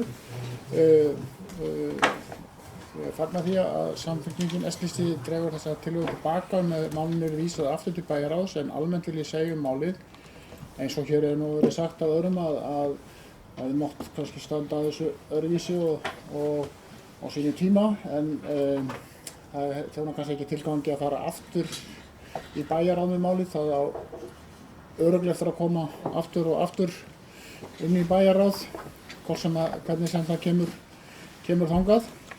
En öðru leyti fagna ég þessu tillögu eða þessi verkefnistillögu stefnumótun eins og það heitir hér í dagskránni og reikna það bara með verði þá haldið áfram að vinna með því og bæjarráði verði þá sjálfsögðu reglulega upplýst gang mála. Fleiri hafa ekki hvað sér hljóðs þetta 7. mál. Þannig að ég lít svo á umræðum sé lokið það mál en Bryndís Gjórsvöld fundargerðina öðru leyti. Já, virðulegi forseti. Ég óska eftir að taka hér til máls undir lið númer 5 í þessari fundargerð sem ber nafnið Rekstur Hamra hjúkrunarheimilis. Og með leyfi forseta þá ætla ég að fá að lesa hér bókun bæjarráðs. Gjörðu svo vel. Já, takk. Bæjarráð samþykkir með 3 atkvæðum uppsögn með 12 mánaða fyrirvara á samningi Mosfellsbæjar og velferðarráðuneytisins frá 27. júní árið 2013 þjónustu og rekstur hjúkrunarheimilis Hamra sem send var ráðuneytinu 28. febrúar síðastliðinn. Ástæða uppsagnarinnar sú að daggjöld ríkisins standa ekki undir kostnaði við rekstur hjúkrunarheimilisins og hefur ríkið ekki sinnt ítrekuðum beiðnum Mosfellsbæjar aukin fjárframlög eða aðra viðunandi lausn á fjárhagsvanda þess. Bæjarráð lýsir vonbrigðum með þá stöðu sem málið komið í en ítrekar jafnframt að Mosfellsbær reiðubúinn til viðræðna við ríkið framtíð hjúkrunarheimilisins hér eftir sem hingað til. Þetta mál ekki nýtt af nálinni, hefur komið til umræðu allnokkru sinnum inn í bæjarráði og jafnframt hér inn í bæjarstjórn, það að segja rekstur hjúkrunarheimilisins. En eins og öllum kunnugt að þá fóru við þessa svokölluðu leiguleið, það að segja við sveitarfélagi byggðum hjúkrunarheimili og leigjum ríkinu það og svo var samið það að Eir myndi sjá reksturinn. Það auðvitað að mörgu leyti vonbrigði og miður að málið sé komið í þessa stöðu en mig langar þó að segja þá skoðun mína hér að eftir þegar maður lítur í baksýnisspegilinn og fer að velta upp nálgunum á þessum verkefnum og rekstri sveitarfélagsins að þá ég mjög hugsi yfir því þegar sveitarfélögin eru almennt að taka að sér verkefni sem að heyra ekki beint undir þau. Það var auðvitað gríðarlega mikið hagsmunamál fyrir okkur hérna í Mosfellsbæ á sínu tíma að fá hingað hjúkrunarheimili. Við vorum búin að berjast fyrir því í langa tíma, sama á með framhaldsskóla. Þetta eru 2 mál sem var mikill sigur fyrir sveitarfélagið þegar þessar 2 stofnanir tóku til starfa hérna í Mosfellsbæ. Þannig að það, eins og ég segi, var mjög jákvætt. En það þó alveg ljóst að rekstur hjúkrunarheimila heilbrigðisþjónusta og heilbrigðisþjónusta ríkisins samkvæmt lögum. Það alveg skýrt held ég af heilbrigðislögum og þá líka ágætt að minna á það að samkvæmt sveitarstjórnarlögum að þá sveitarstjórnum falin ákveðin lögbundin verkefni. Þeim heimilt að taka að sér önnur verkefni sem að eru ekki verkefni annarra lögum samkvæmt. Og þá þurfa þessi verkefni þá að vera þess eðlis að þau þjóni hagsmuni sveitarfélagsins og íbúum þess. Og í ljósi þess að hjúkrunarheimili eru augljóslega lögbundin verkefni ríkisins en ekki sveitarfélagana, þá má alveg velta því fyrir sig hvort að rétt sé að sveitarfélagin sé að taka þátt í þessum verkefnum. Sérstaklega í ljósi þess að samkvæmt núgildandi lögum og reglum heilbrigðisþjónustu þá þetta ekki hjúkrunarheimili fyrir Mosfellinga. Þó að það séu þetta þannig að stór hluti þeirra sem að þarna hafi áður búið í Mosfellsbæ og auðvitað búa allir þarna eru þau auðvitað Mosfellingar í þeim skilningi. En fólks með lögheimili í Mosfellsbæ gengur ekkert fyrir á hjúkrunarheimili í Mosfellsbæ. Reglurnar bara ekki þannig. Þannig að þess vegna má alveg færa rök fyrir því hvort að þetta sé sérstaklega að þjónusta hagsmuni bæjarins. Nú ég ekki með þessari ræðuminni þó að gera lítið úr þeirri ákvörðun á sínu tíma að hafa ráðist í þessa uppbyggingu og eins og ég segi þetta var auðvitað mikið hagsmunamál fyrir sveitarfélagið. En í ljósi þess að daggjöldin duga ekki að þá finnst mér einsýnt að sveitarfélagið skili þessu rekstri, segi upp þessum samningi eins og vonum hann að gera við ríkið og ríkið taki reksturinn yfir. Hvort sem það gerir það sjálft eða bjóða út með einhverjum hætti. Ég veit að sum sveitarfélög hafa nálgast þetta verkefni þannig að þau hafa greitt mismuninn. Og ég bara hreinlega, nú ég svo sem ekki löglærð manneskja, en ég velti hreinlega fyrir mér hvort að það stangast eitthvað á við þessa skiptingu ríkis og sveitarfélaga samkvæmt lögunum. Þannig að mér langaði bara aðeins að koma hér upp og velta upp þessum sjónarmiðum og ég held að sé mikilvægt að við höfum þetta í huga því að sveitarfélögin hafa jú á síðustu árum tekið yfir stærri málaflokka eins og til að mynda málefni fatlara fyrir alllöngu síðan málefni grunnskólans og ég held reyndar að málefni grunnskólans er mjög vel fyrir komið hjá sveitarfélögunum. Ég hef reyndar ennþá þá trú að málefni fatlara sé líka betur komið hjá sveitarfélögum. En það eru að ég best veit engar viðræður í gangi það að færa heilbrigðisþjónustu eða rekstur hjúkrunarheimila yfir til sveitarfélagana Og meðan svo að þá velti ég því upp hvort það sé ekki bara skynsamlega að sveitarfélögin haldi sig frá slíkum rekstri. En þá vil ég bara ítreka það líka í þessari ræðu minni að þetta hjúkrunarheimili er glæsilegt og það er byggt sérstaklega fyrir þessa starfsemi. Þannig að þrátt fyrir það að sveitarfélagi segi upp samningnum að þá eru auðvitað engar líkur á öðru en að þarna verði rekið áfram hjúkrunarheimili og það fólk sem þarf á þessari þjónustu að halda fái hana í þessu húsi. Spurningin er bara hver sér þjónustuna og hver greiðir fyrir þjónustu. Fleiri sem vilja ræða þetta 5. mál, Haraldur Gjörsvel. Já, ég held að bæjarfulltrúi Bryndís hafa alveg hitt naglann á höfuðið með það að það sé umhugsunarefni mjög hvort að sveitarfélög yfirleitt eigi að vera að taka að sér rekstur sem að ekki á þeirra lögbundna sviði. Þar að segja sérstaklega þegar verið að ræða að tala rekstur sem að ríkið á að reka samkvæmt lögum. Því að þetta lendir alltaf upp á skeri einhvern veginn. Hjúkrunarheimili Hamra í Mosfellsbæ er ekki eina hjúkrunarheimili sem á í rekstrar erfiðleikum. Hjúkrunarheimili Ísafold í Garðabæ í málaferli við ríkið eða Garðabær sem er rekstraraðili hjúkrunarheimilis Ísafoldar er í málaferlum við ríkið vegna þess að þeirra mati duga ekki þessi daggjöld fyrir þeim rekstri. Munurinn á því þar og hér er sá að Garðabær skrifa aldrei undir samning við ríkið eða velferðarráðuneytið rekstur á hjúkrunarheimilinu. Heldur bara gerði það samningslaust og hefur greitt með því hjúkrunarheimili verulega fjárhæðir á hverju ári. Mér er sagt að það sé það bil 60 milljónir. Þetta sé eitthvað milli 300 og 400 milljónir sem að Garðabær hefur lagt með þeirri starfsemi sem er ekki á verksviði sveitarfélagsins að reka. Sem betur fyrir höfum við ekki lent í því hér.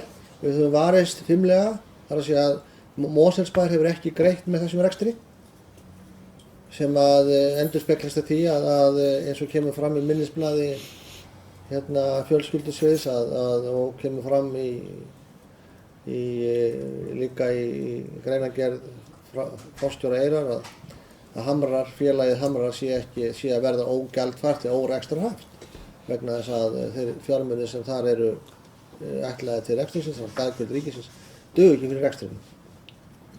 Og og við erum búin að reyna, eins og fram hefur komið, ítrekað, ég veit ekki hvað bæjarstjóri er búin að fara marga fundi í ráðuneytinu, bæði til þess að hitta ráðherra, fleiri en einn, og embættismenn til þess að reyna að fá einhvern botn í þetta mál, en það skilar ekki þeim árangri sem að skildi. Þannig að við höfum þá þann kost að því við erum með þennan samning að segja honum upp, við gerum það bara með lögbundum uppsagnarfresti. Það er að segja að það er 12 mánaða uppsagnarfrestur á samningnum. Það þýðir það að við þurfum að þreyja einhvern þorra, við getum lent í og munum ábyggilega með Eyr, þá lenda ef ekki tekst að leysa málið fyrr en síðar í einhvers konar fjárhagslegum transaksjónum til þess að halda heimilinu gangandi. En það er þá ekki væntanlega að reyna stór kostlegar upphæðir. En ég trúi nú ekki öðru en að ráðuneytið og ráðherra heilbrigðismála muni finna þessu einhvern farveg. Ég held að það séu 3 kostir í þessari stöðu. Það er að það verði haldið áfram þessu rekstrarformi sem er í dag, þar að segja að sveitarfélagið og reki beri ábyrgð á rekstri hjúkrunarheimilisins og þá feli það þessum þriðja aðila Eyr að gera það. En það er náttúrulega verður aldrei gert nema þá að fjárhagslegu grundvöllur sé tryggður. Þetta er ekki stórkostlegir fjármunir sem skortir, en það skortir samt einhverja 10 milljóna. 20 milljóna sem sveitarfélagið á ekki samkvæmt lögum að borga. Og ég held að það sé bara alveg ágætis punktur sem Bryndísi hvort það er leyfilegt, sveitarfélag hafi verið leyfi til að borga það samkvæmt lögum. Og kostur nummer 2 væri bara ríkið tæki þetta bara að sér og ræki þetta bara eins og það er rekur sjúkrahús eða hvað. Þriðji kosturinn væri sá, og það reyndar sá kostur sem hefur verið valinn í Hafnarfirði, að það verið að byggja nýtt hjúkrunarheimili samkvæmt þessari leiguleið líka, að þar kveðið á í samningnum milli Hafnarfjarðar og ráðuneytisins að Sjúkratryggingastofnun, heitir það ekki, Sjúkratryggingastofnun Íslands, Sjúkratryggingar Íslands, já, þeir bjóði Sjúkratryggingar munu bjóða út rekstur hjúkrunarheimilisins. Og þannig að það svo sem hægt að fara þá leið hér líka. Hins vegar þessi eining, 30 rýma hjúkrunarheimili, mjög óhagstæð rekstrareining.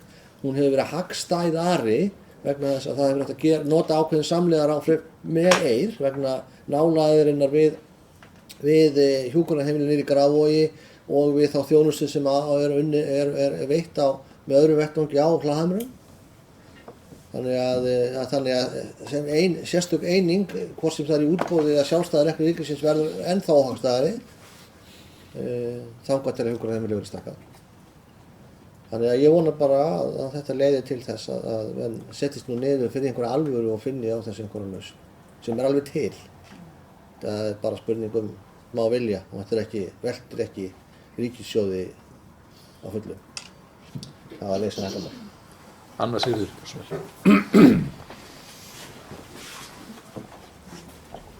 Forseti, já, það koma hérna upp undir þessu sama máli. Það bæði bæjarstjóri og bæjarfulltrúi Bryndís sem búin að fara ágætlega yfir þetta.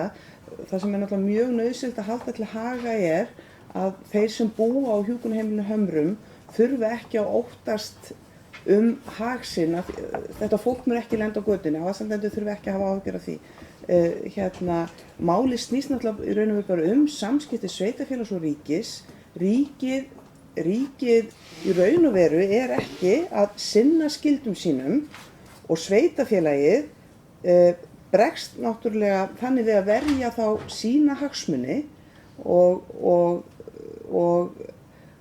sem að eðlileg viðbrögð og ég tek undir eins og áhugaverður punktur að bæjarfulltrúi Bryndísi hvort í raun og veru bara sveitarfélagið samkvæmt lögum sé heimilt að taka fjármuni út úr sinni eigin rekstri til þess að standa undir rekstri sem annar opinber aðili á að sinna. Þetta bara mjög áhugavert að fá úr því skorið.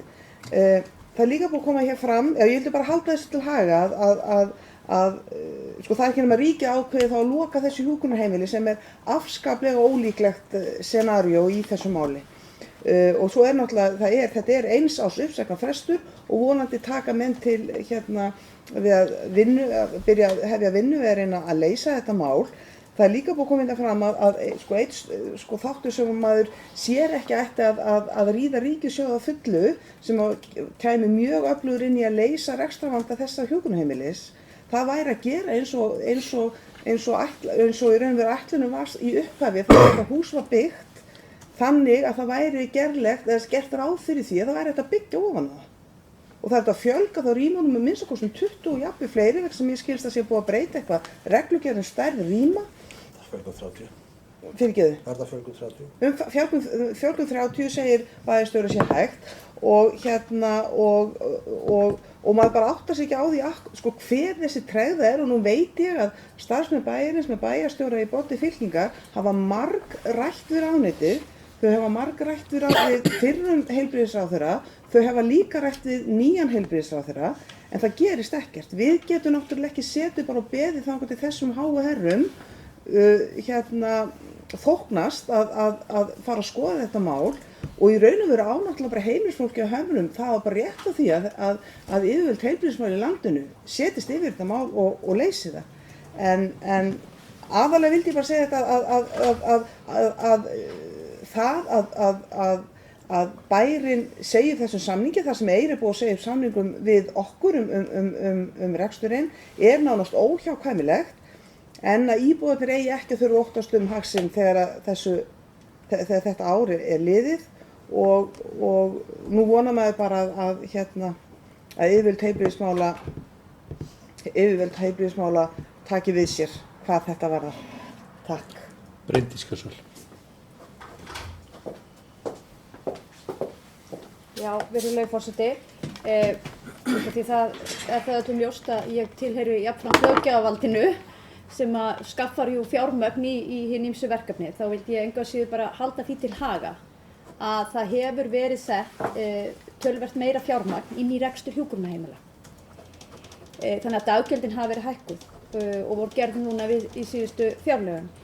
Aftur á móti þá staða Hamra með þeim hætti að þetta lítið hjúkrunarheimili eins og komið hefur verið hér inn og bæði bæjarfulltrúi Anna Sigríður Guðnadóttir og bæjarstjóri bentu á það að rekstrarhæfi þessara einingar kannski ekki mikið. Þá kunna kannski sumir að segja að fólk hefði kannski getað séð það fyrir strax í upphafi og það kann vel að vera, en engu að síður staðan þessi. Þá hefur sveitarfélagið bent á þann möguleika að stækka hjúkrunarheimili Hamra og það gott að það svona tiltölulega auðvelt, ætlum við allavega hérna megin borðsins. Framíkall, það skortir líka hjúkrunarrými á þessu svæði. Akkurat, það skortir hjúkrunarrými, þannig að þegar farið í uppbyggingu hjúkrunarrýma á höfuðborgarsvæðinu þá sjálfsagt að horfa til þess kost að byggja við Hamra og gera þar að leiðandi rekstrar eininguna hagkvæmari. Fyrir utan það hvað gott að búa í Mosfellsbæ og allir hafa gott af því að vera hér. En þá langaði mig aðeins líka að koma inn á þann þátt sem við höfum oft rætt og það eru sem sagt yngri íbúar á Hömrum. Og við höfum verið að færa rök fyrir því að þeir þurfi öðruvísi þjónustu og það væri eðlilegt að þeim fylgi meiri fjármagn. Og höfum nefnt þá tilraunaverkefni sem verið í gangi allan tíma í Brekkubæ í Reykjavík. Skógabæ. Skógabæ. Við höfum nefnt það svona því til stuðnings. Það langar mig bara að það komi fram hér eftir að ég hef verið að velta þessum hjúkrunar heimilamálum fyrir mér. Að þá velti ég því líka fyrir mér hvort að þetta fyrirkomulag sé rétt. Það að segja að hjúkrunarheimili í dag eru óháð aldri, bara þeir sem þurfa á slíkri þjónustu að halda. Þannig að þar geta komið saman ungir einstaklingar sem þurfa bara mikilli þjónustu að halda og svo eins og langstæðsti hlutin eru miklu eldri einstaklingar. Þannig að ég reyndar set svona spurningamerki og það má alveg velta fyrir sér hvort það væri ástæða til þess að taka það út með einhverjum hætti hvernig þessi breyting hefur reynst og hvort hún sé til bóta. Því að svona mín fyrstu viðbrögð að það sé ekki gott og það sé kannski betra að bjóða upp á sérstök rými fyrir yngri aðila sem eiga þá meira sameiginlegt og hægt að veita meiri líka félagslega þjónustu í kringum það. En það auðvitað kann að vera erfitt svona í kringum landið allt en kannski hérna höfuðborgarsvæðinu væri það auðveldara. Þannig að mér langaði nú bara að þetta kæmi fram að það að segja að það hafi verið sett aukið fjármagn inn í málaflokkin, daggjöldin þar af leiðandi hækkuð. Ríkisvaldi lét þá þeirri nefnd sem að fór með það eftir að fjallum það hvort það væri ástæða til þess að greiða hærra til minni eininga. Það náðist ekki samkomulag um það. Ég skil það að mörgu leyti og þá má líka velta fyrir sig hvort það sé rétt hjá ríkisvaldinu að vera með einhverja svoleiðis ákvæði inni sem að gætu þá frekar hvatt til minni heimila sem þá óhagbærar eða sem sagt minna rekstrarbærar einingar. Þannig að ég vildi bara halda því til haga, en ítreka líka það sem hefur komið hérna fram að íbúar á hjúkrunarheimilum Hömrum þurfa ekki óttast. Þetta frábært hjúkrunarheimili, byggt sérstaklega með þessar þarfir og engin hætta á öðru en að þarna verði rekstur hjúkrunarheimilis til lengri tíma litið. Það bara spurning hver á að sinna honum og hver á að greiða fyrir. Sigrún Kjörsson.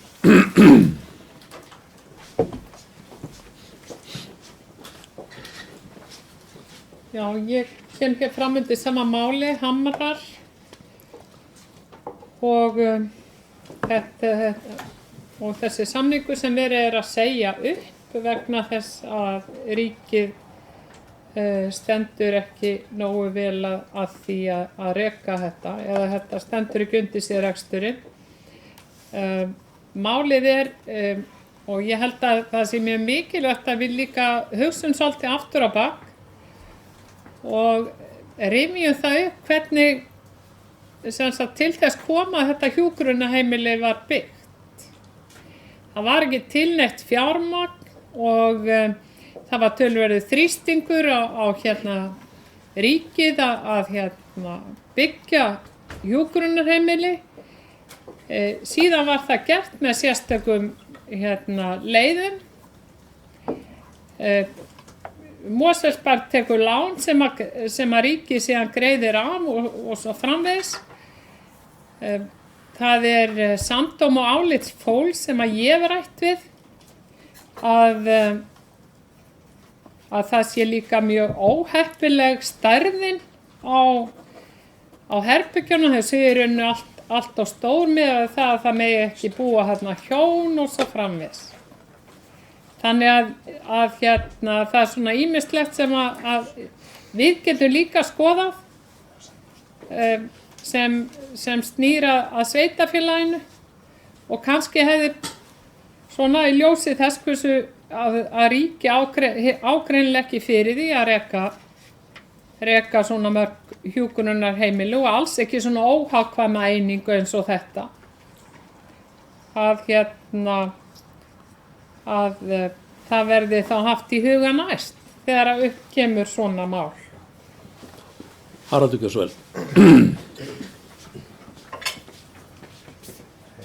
Forseti, ég ætla nú ekki að lengja þessu umræðu en bara aðeins að leiðrétta hér. 2 atriði sem komið fram í máli bæjarfulltrúa íbúðarhreyfingarinnar. Mosfellsbær byggði og á húsnæðið sem að hjúkrunarheimilið er í. Það leigi ríkinu með 40 ára leigusamningi. Þetta rými samkvæmt tilteknum samningi það. Ríkið borgar 85% af þeirri leigu, Mosfellsbær 15%. Samkvæmt kostnaðarskiptingu á uppbyggingu á hjúkrunarheimilum á Íslandi. Ríkið greiðir ekki að neinu láni sem Mosfellsbær hefur tekið. Mosfellsbær greiðir öll sín lán sjálfur. Það engin annar sem borgar þau. Síðan hvað var það stærðin á herbergjunum eða rýmunum, stærðin á íbúðunum í hjúkrunarheimilinu Hömrum er nákvæmlega eins og reglur eru stærð á þeim upp á 2 cm. Það er enda búið að breyta þeim reglum einhverju leyti síðan að þetta hjúkrunarheimili var byggt. Þegar þetta hjúkrunarheimili var byggt var reglugerðin þannig að rými per íbúa var 70 fermetrar. Þess vegna er hjúkrunarheimili 2100 fermetrar á stærð upp á fermetrar og rými per íbúð átti að vera 35 fermetrar. Þess vegna er hver einasta íbúð í hjúkrunarheimilinu 35 fermetrar.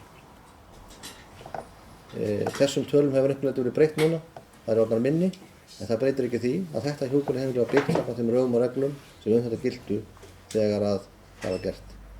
Og það var engin ákvörðun Mosfellsbæjar með einum hættum það. Þetta er nákvæmlega eins og forskriftin og reglur voru til hvað varðar stærður á svona íbúðum og svona hjúkrunarheimili. Fleiri sem að vilja ræða 5. mál. Ef ekki þá er umræðan lokið það mál. Einhver sem vil kveða sér hljóðs fundagerðina öðru leyti. Ef ekki þá er umræðan lokið. Þeir sem að samþykkja fundagerðina gjör svo ekki að merki. Hún er samþykkt með 9 atkvæði. Þá tökum við fyrir fundagerð 252. fundar fjölskyldunefndar sem haldið var 24. febrúar. Orðið er laust fundagerðina. Sigrún Gjörsvel.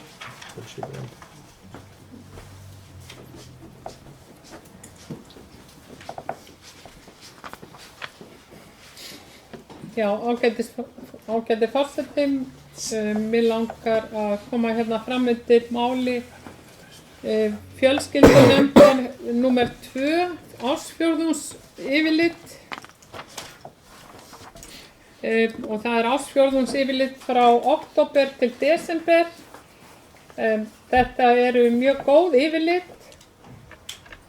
Þessi ársfjórðungsyfirlit sem að segja til hvað fjölskyldusvið hefur verið að gera á þessu tiltekna tímabili.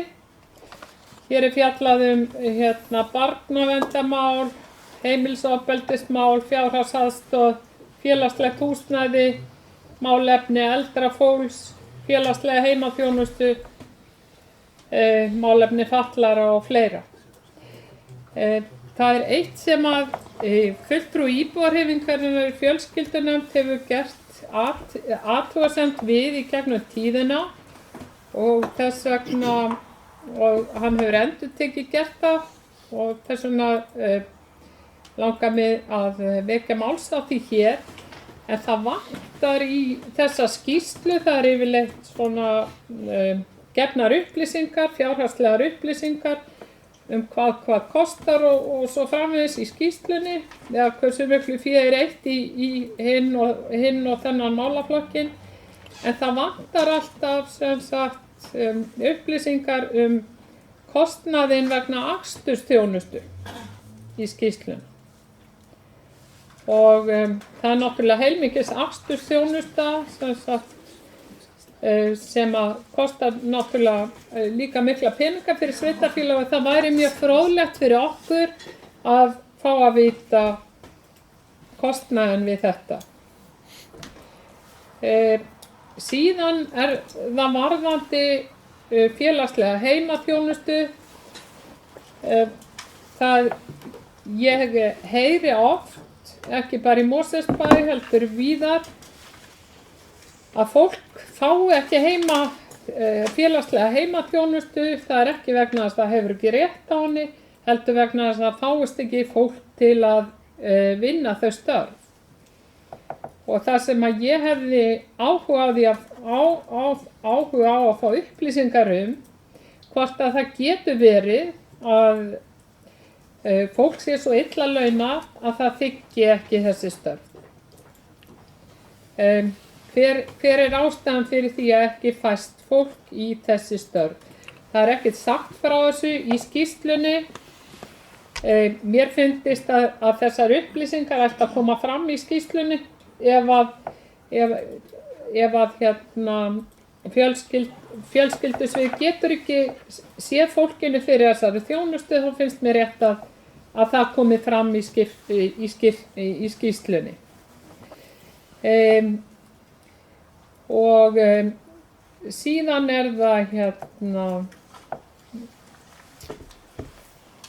það varðandi félagslegt húsnæði. Það tiltekið hversu margir hafa komist í gegnum síuna og á biðlista eftir húsnæði. Og það eru bara töluvert margir sem eru það. En það væri mjög fróðlegt að fá líka tölulegar upplýsingar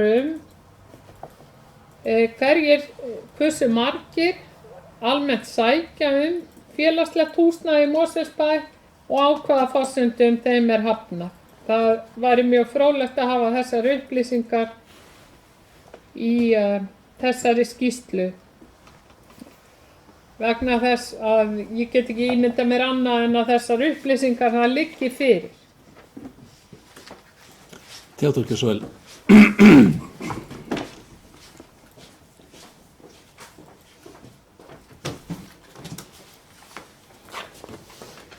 Forseti.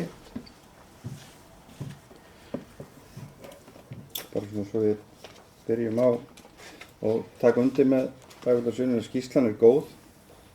Gefur gott yfirlit en við nefndinni og náttúrulega með starfsfólki sviðsins svolítið að vinna í því að líka að gera upplýsingarnar svona kannski gleggri og bæta úr og kannski líka svona huga því jafnvel að sá kafli sem að fjallar húsnæðismálin fái kannski meiri athygli í einhverju framtíð.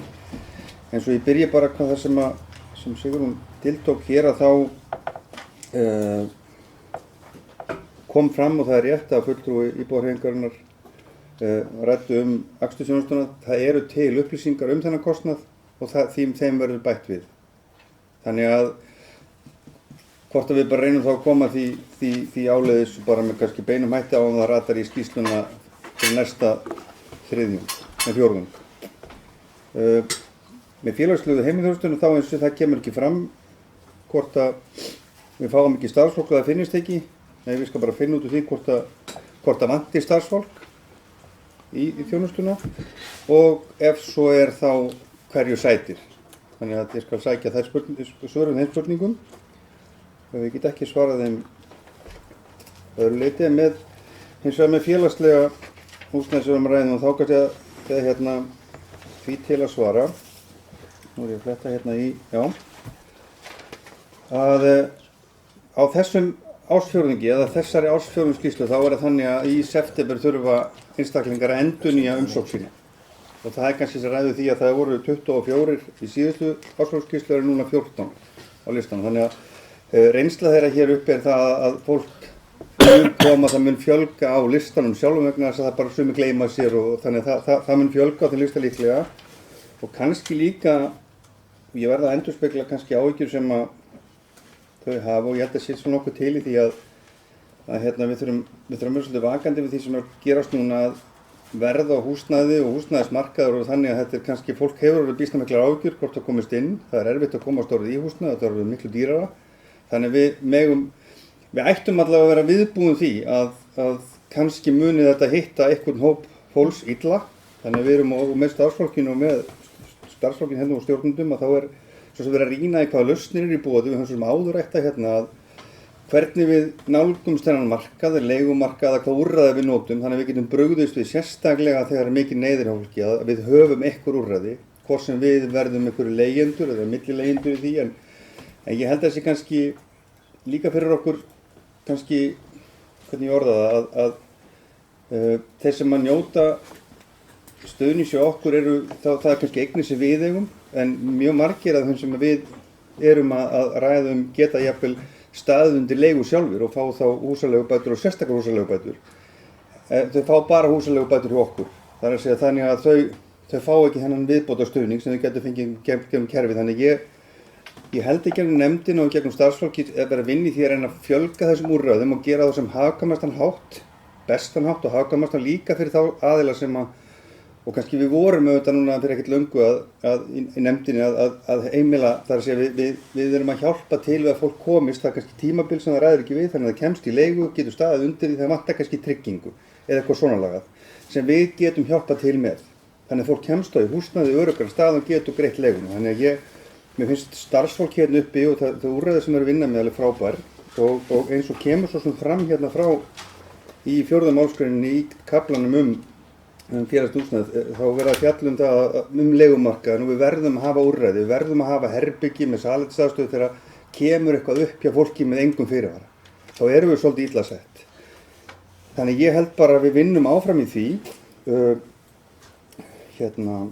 Að öðru leyti kannski fjölgar svolítið tilkynningum út af barnaverndarmálum og það er helst frá lögreglu sem þeim fjölgar tilkynningum, þess að þetta er umtalsvert mikið en þau hef ekki haft tíma að tökka því að greina það nákvæmlega eða sérstaklega. En af þessum 70 tilkynningum sem eru núna á síðasta tímabili þá eru 37 frá lögreglu, skólar 10 og aðrir færri. Og það er þessar upplýsingum að halda saman en við erum að reyna og líka því að tölurnar eru mjög áhugaverðar. Þetta er gríðarlegt fjármagn sem rennur í gegn og þessi málaflokkur, og ég verð bara að segja það, mér finnst hann rosalega áhugaverður og fróðlegt að fá að rýna inn í hann. En hann er hins vegar margslunginn, þetta eru málefni fatlaðs fólks, þetta eru málefni eldri borgara, þetta eru þeirra sem þurfa félagslega aðstöðu hjá okkur, eitthvað stuðning og þetta er talsvert að kynna sér. En skýrslan á að geta gefið okkur, held ég, verið okkar, svona innsýn inn í þennan heim og hún getur í sjálfu sér, og ég sammála því, við getum með meiri gögnum og upplýsingum fengið, miklu betri mynd. Við verðum auðvitað að passa okkur á því að hafa þetta einhverju samræmi við að fólkið sé ekki bara upptekið í tölunum, heldur sinnis og vinnunni, en það er eitthvað svona millilegg í því. En öðru leyti ég skal svara þessum spurningum Sigrún og þá senda okkur öllum svör bara, þegar þau berast. En annars bara eins og sé, þetta er flott skýrsla, hún mun taka einhverjum breytingum á árum hægt og rólega, það verður engar hólskeiflur í henni, en svona, já, ég held ég sé bara búinn í bili, takk fyrir mig. Ólafur Ingi, þú ert næstur.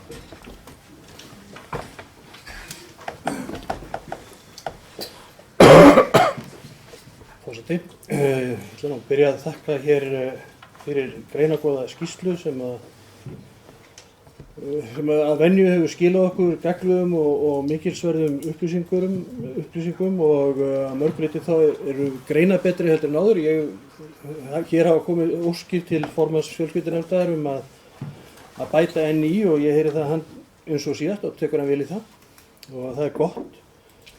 Ég vil þó kannski fyrst ef við erum byrjað á þessu þá mér finnst mér til dæmis vanta því að það er oft í svona skýrslum er gott að lesa þessi línuritt og súluritt að mann er svona dálítið snögga mynda því sem er að gerast og það er svona auðvitað lesið og þá finnst mér mætti nú kannski vera eins og í að því við vorum að tala hérna húsnæðismálin áðan að þá mætti kannski vera súluritt í þeim kafla svona sem að hjálpa okkur aðeins upp á það. En einnig það Theodór hann vakti hér og myndi sér á eitt sem er í skýrslunni. Það er þessi aukni fjöldi tilkynninga til barnaverndaryfirvalda í þessum mánuðum október, nóvember, desember 2016 boru sem við sögum mánuði árið 2015 og heyrði það að það hefði ekki gefist tími til þess að skoða ítarlega hvaða ástæður liggja þetta baki vegna þetta er mjög veruleg aukning, eitthvað svona sem að stingur mann bara að sjá og ég hveti eindregið til þess að það veri skoðað ítarlega hvort að einhverja ástæður liggi þarna, einhverja sérstakar ástæður liggi þarna baki. En það kemur líka fram að þessar tilkynningar berast aðalega frá lögreglu og skólum og mestu aukningin verið frá lögreglu. Og varðandi fjárhagsaðstoðina þá er svo gleðilega þróun getur maður sagt þar enn á ferðinni að útgjöld bæjarfélags til þess málaflokks er enn að minnka og gefur það væntanlega til þess að halda kannski þar spilar inn bætt atvinnuástand og trúlega kannski líka þetta verkefni sem að ferði, þetta stígur og virkilega ánægilegt að sjá svona hluti gerast og þakka kannski þá þeim sem að því standa og hafa sérstaklega þessu verkefni fyrir gott starf. Nú, í húsnæðismálinu þá er það eins og formaður fjölskyldunefndar benti hér á áðan að við lendum alltaf í því á þessum fjórða ársfjórðungi að þá erum við kannski með stærri hóp sem er í einhvers konar vinnsluferli. Og það er nokkurn veginn milli ára þá er hann eiginlega sá sami í þessum ársfjórðungum, það munar einu. Þannig að við erum ekkert að minnka neitt lista og við erum svona svolítið með þennan sömu stærðargráðu af þessum hóp sem þarna er. Síðan væntanlega fer þetta í sama farið.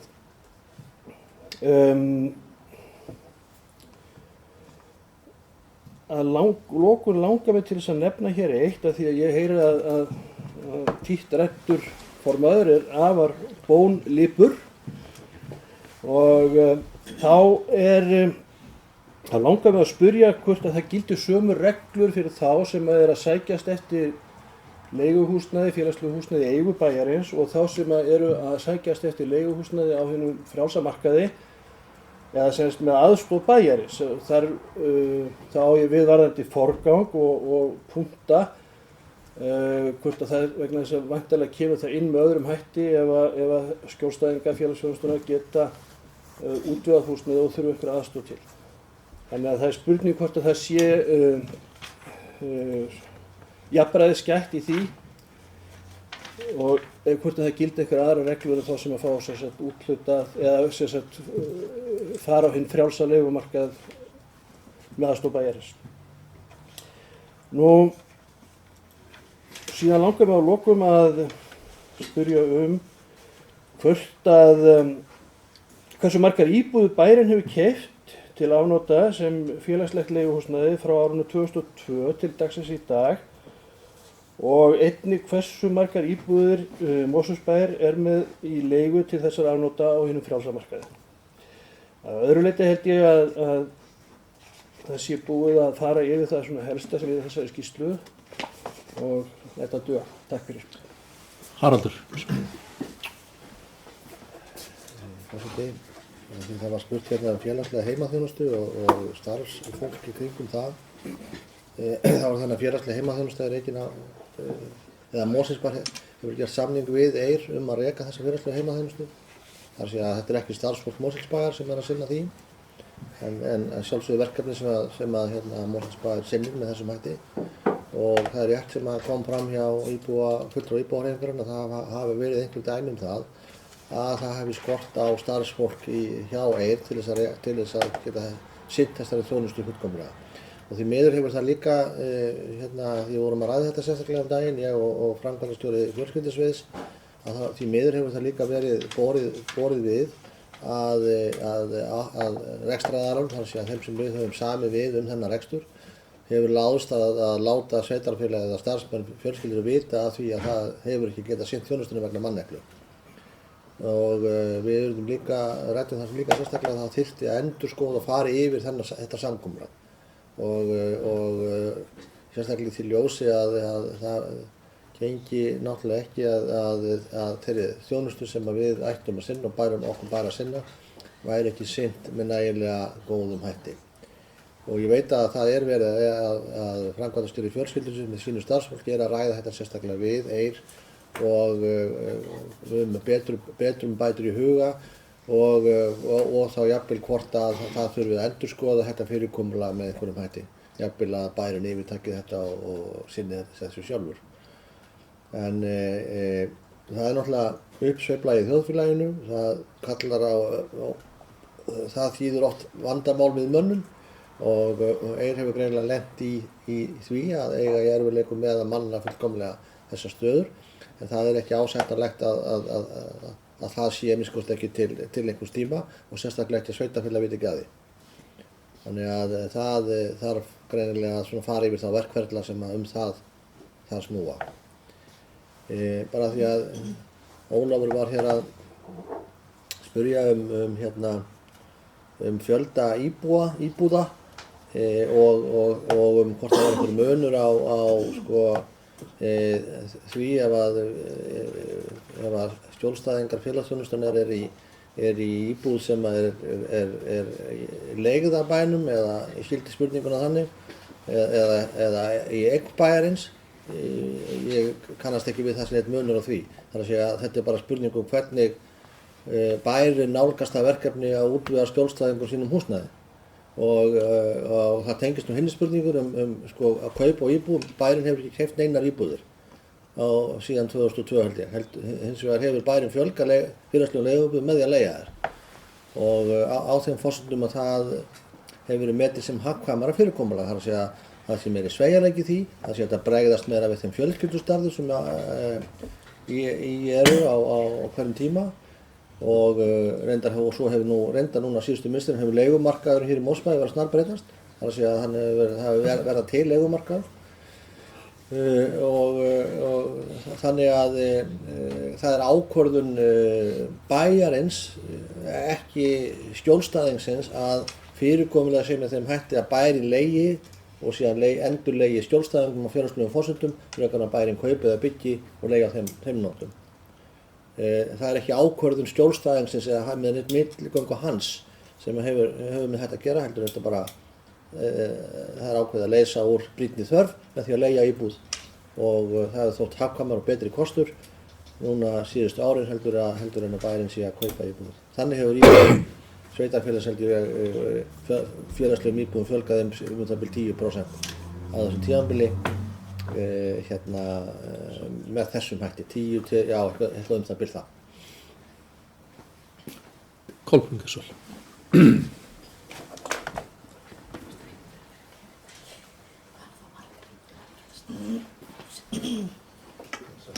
Já, forseti, mér langar til að koma fram undir sama máli ársfjórðungsskýrslu fjölskyldusviðs í barnaverndarmálum. Hér hefur búið að tala töluvert hana og formaðurinn núverandi greinar skýr svör hvað hana varðar. En það sem mig langar kannski að segja þessa ársfjórðungsskýrslu er að hún náttúrulega fyrst og fremst skýrsla til að sýna ákveðin samanburð, ákveðin einhver ferli, þróun mála og svona hvað í gangi eins og Theodór sagði, og gefa ákveðna innsýn inn í þau mál sem eru í gangi á sviðinu og hver staðan er. Ársskýrsla sviðsins og ég held að sé gefin út ítarlegri skýrsla þar sem framkoma upplýsingar einmitt ferðaþjónustuna og kostnaðinn. Ég held að þær tölur hafi komið einhvern tímann hingað inn á borð bæjarstjórnar, þannig að það ætti að vera auðvelt að grafa það upp og finna það til, og vissulega mætti það alveg vera inn í svona skýrslu mögulega, við veit það ekki en kannski er þetta svona svolítið svona vinnuplagg sem er í stöðugri vinnslu og örugglega inn í þessar ársskýrslu eru meiri möguleikar á þannig upplýsingum, svona þessum tölulegu upplýsingum en ég ætla ekki að fullera, kannski er alveg möguleiki að þetta fari inn í ársfjóru skýrsluna. Mér langar líka að nefna að sko ástæða tilkynninga frá lögreglu eru oft á tíðum vegna ungra ökumanna. Skulum ekki gleyma því að þetta eru sko sé ungur ökumaður undir 18 ára aldri sem er ennþá skilgreint barn samkvæmt lögum tekinn fyrir áfráðanakstur eða einhverja áhættu hegðun í umferðinni, þá berst barnaverndinni bréf og jafnvel er haft samband við foreldra ef ítrekaðar áhættu hegðun að ræða og foreldrum boðin aðstoð. Og það er bara mjög gott og þannig að ef að foreldrar eru mögulega einhverjum vandræðum með sinn unga nýja ökumann og hann sé ekki að ráða við það verkefni að vera hér út á götunum að þá hefur fólki verið foreldrum boðið að koma hér í viðtöl og til frekari aðstoðar. Það veit ég að er helsta ástæða tilkynninga frá lögreglunni og það er einhvers konar áhættu hegðun sem að skýrir þessar tölur frá lögreglu en ég segi ekki þetta sé eingöngu út af umferðarmálum heldur veit ég að það er stór hluti. Þannig að mér finnst það bara vera mjög, mjög gott að foreldrar fá að vita af því þegar það gerist. Ástæðan fyrir tilkynningum frá skólunum er náttúrulega allt önnur en ég held að við ættum ekki, sko mér finnst alltaf vera áhyggjuefni ef að tilkynningum fækkar skyndilega. Af því að við verðum eiginlega að fara að setja upp önnur gleraugu gagnvart barnaverndinni og þessum tilkynningum. Þetta er í rauninni fjölskyldusviðið að bjóða fram, eða starfsmenn sviðsins og skólans, að bjóða fram hjálparhönd. Þetta er ekki eitthvað, sko, við verðum eiginlega að fara, ég fæ miklu meiri svona áhyggjukasti við því ef það fækkar tilkynningum, það eru við eitthvað staðar að sofna á verðinu. Það er mun verra. Það er eiginlega bara svona róaði mig svolítið þegar ég sá það að tilkynningum sé að fjölga aftur, af því mér finnst það vera líka bera vott svona ákveðið svona heilbrigða umhyggju. Ekki það að hér sé allt endilega að fara í bál og brand og ég held að foreldrar og forráðamenn ættu svona að taka því þannig að þegar að skólinn og kerfið kallar að fólk og foreldrar að borðinu að sinna því kalli og gera það fyrir alvöru og mæta fólki og hjálpa barninu á fæturnar aftur ef það er ræða. Það sem mér finnst eiginlega að vera mest svona óhugnanlegast í þessari, eða kannski ekki óhugnanleg, kannski kannski vill mikið sagt, en það er sem sagt, það eru leikskólarnir og að það skuli aldrei berast neina tilkynninga frá leikskólum. Mér finnst það við höfum reynt að brýna leikskólana þegar ég var formaður fjölskyldunefndar, fræða leikskólakennara og leikskólastjóra, en þetta á sér eflaust sína skýringar. Og það er þetta nána samstarf og nánu samskipti foreldra og starfsmanna. En ég held að það sé jafn óeðlilegt að þegar barnið kom upp í grunnskólan að þá fara að berast tilkynningar og einhvert eftirlit hafið. Þannig að við þurfum að gera þetta strax og hefja strax samstarf við foreldra sem þurfa mögulega aðstoð að halda og rauninni fá þá á borðinu með það í huga að barnaverndin og starfsfólk hér sé ekki einhverja grílur. Heldur þetta fólk til aðstoðar. Og barnið fær að sjálfsögða ávallt að njóta vafans og við sjáum það bara hvernig sagan er. Oft er það nú þannig að foreldrar fá í allt of langan tíma að njóta vafans og skaðinn skeður vegna þess að einhvern veginn er það alltaf síðasta úrræðið að grípa til einhverja svona harðari ráðstafana. Já, það er búið að ræða hér húsnæðismálin og við vitum nú allt hvernig ástandið er á markaði og það náttúrulega endurspeglast hér í ástandinu eða leigulistanum okkar. Við erum líka búin að margoft að ræða það hér og þessi spurning ávallt komið upp hvað þarf til að komast á þennan lista til að sækja félagslegt húsnæði. Það er hér ákveðin kvarði sem við vinnum, mjög skýr og einfaldur kvarði sem við vinnum eftir eða starfsfólki vinnur eftir til að komast inn á þennan lista. Og það er ávallt eins og fram með komið reynt að bregðast í brýnustu þörfinni þegar fólk verðist alltaf að enda hér á götunni. Þannig að mér finnst það einmitt vera algjörlega til fyrirmyndar hvað það hefur reynt að bregðast við starfsfólki hér erfiðustu málum. Já, annað var það ekki sem ég ætlaði að ræða þetta á þessari áskýrslu. Takk fyrir, forseti. Theodór Gissur. Þú ert búin að biðja orðið, löngu síðan. Það bara orðið svo langt síðan að þú ert búin að glemma þér. Nei, þetta alveg sagt bókinni, sko. En hann þarf ekki að tala. Já, þegar hún býðst að tala þá sleppur það ekki. Forseti, ég er búin að gleyma hvað ég ætlaði að segja. Við grunnaði það. En takk öll fyrir umræðum fjölskyldu nefnd.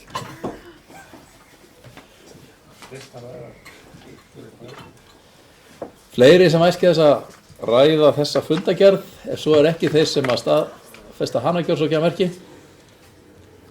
Takk fyrir, hún staðfest með 9 atkvæðum. Þá tökum við fyrir fundagerð 209. fundar Íþrótta- og tómstundanefndar sem haldin var 2. mars. Orðið laust fundagerðina. Ef enginn kveður sér ljós, þá umræðan lokið. Þeir sem að staðfesta fundagerðina kjórsókjarmerki. Takk fyrir. Staðfest með 9 atkvæðum. Þá tökur við fundagerð 431. fundar skipulagsnefndar sem haldin var 27. febrúar. Orðið laust þá fundagerð. Sigrún Gjörsóel. Theodór, varst þú að biðja orðið líka?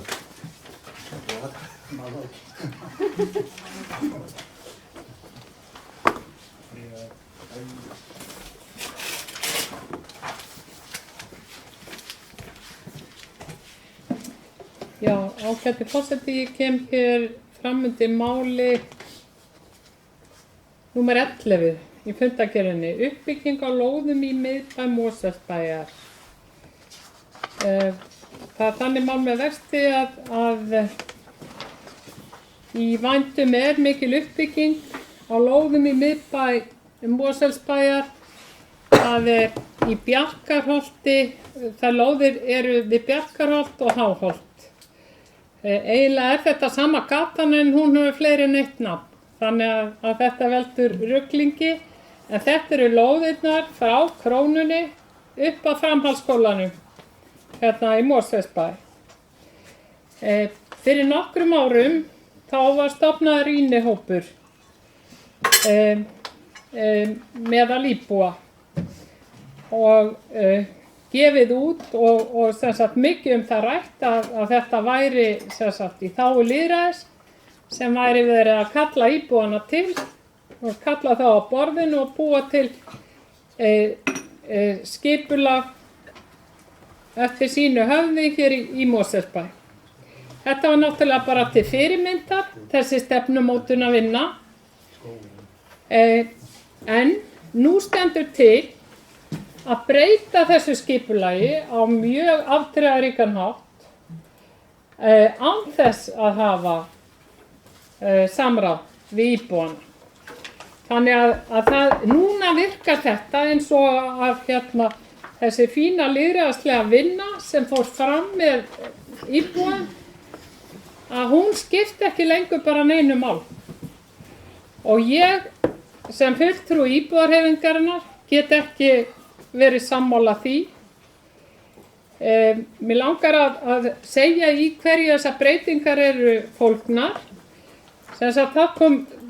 Það sem kom út úr þessari rýnivinnu meðal íbúa var að þau vildu grænan miðbæ. Það búið að margfalda íbúamagn miðað við það skipulag sem það var búið til. Upphaflega til dæmis bara á þessum Bjarkarholtsreit áttu að rísa 52 íbúðir, það eru orðnar 105 núna. Nú ég hérna á fjölda fundum.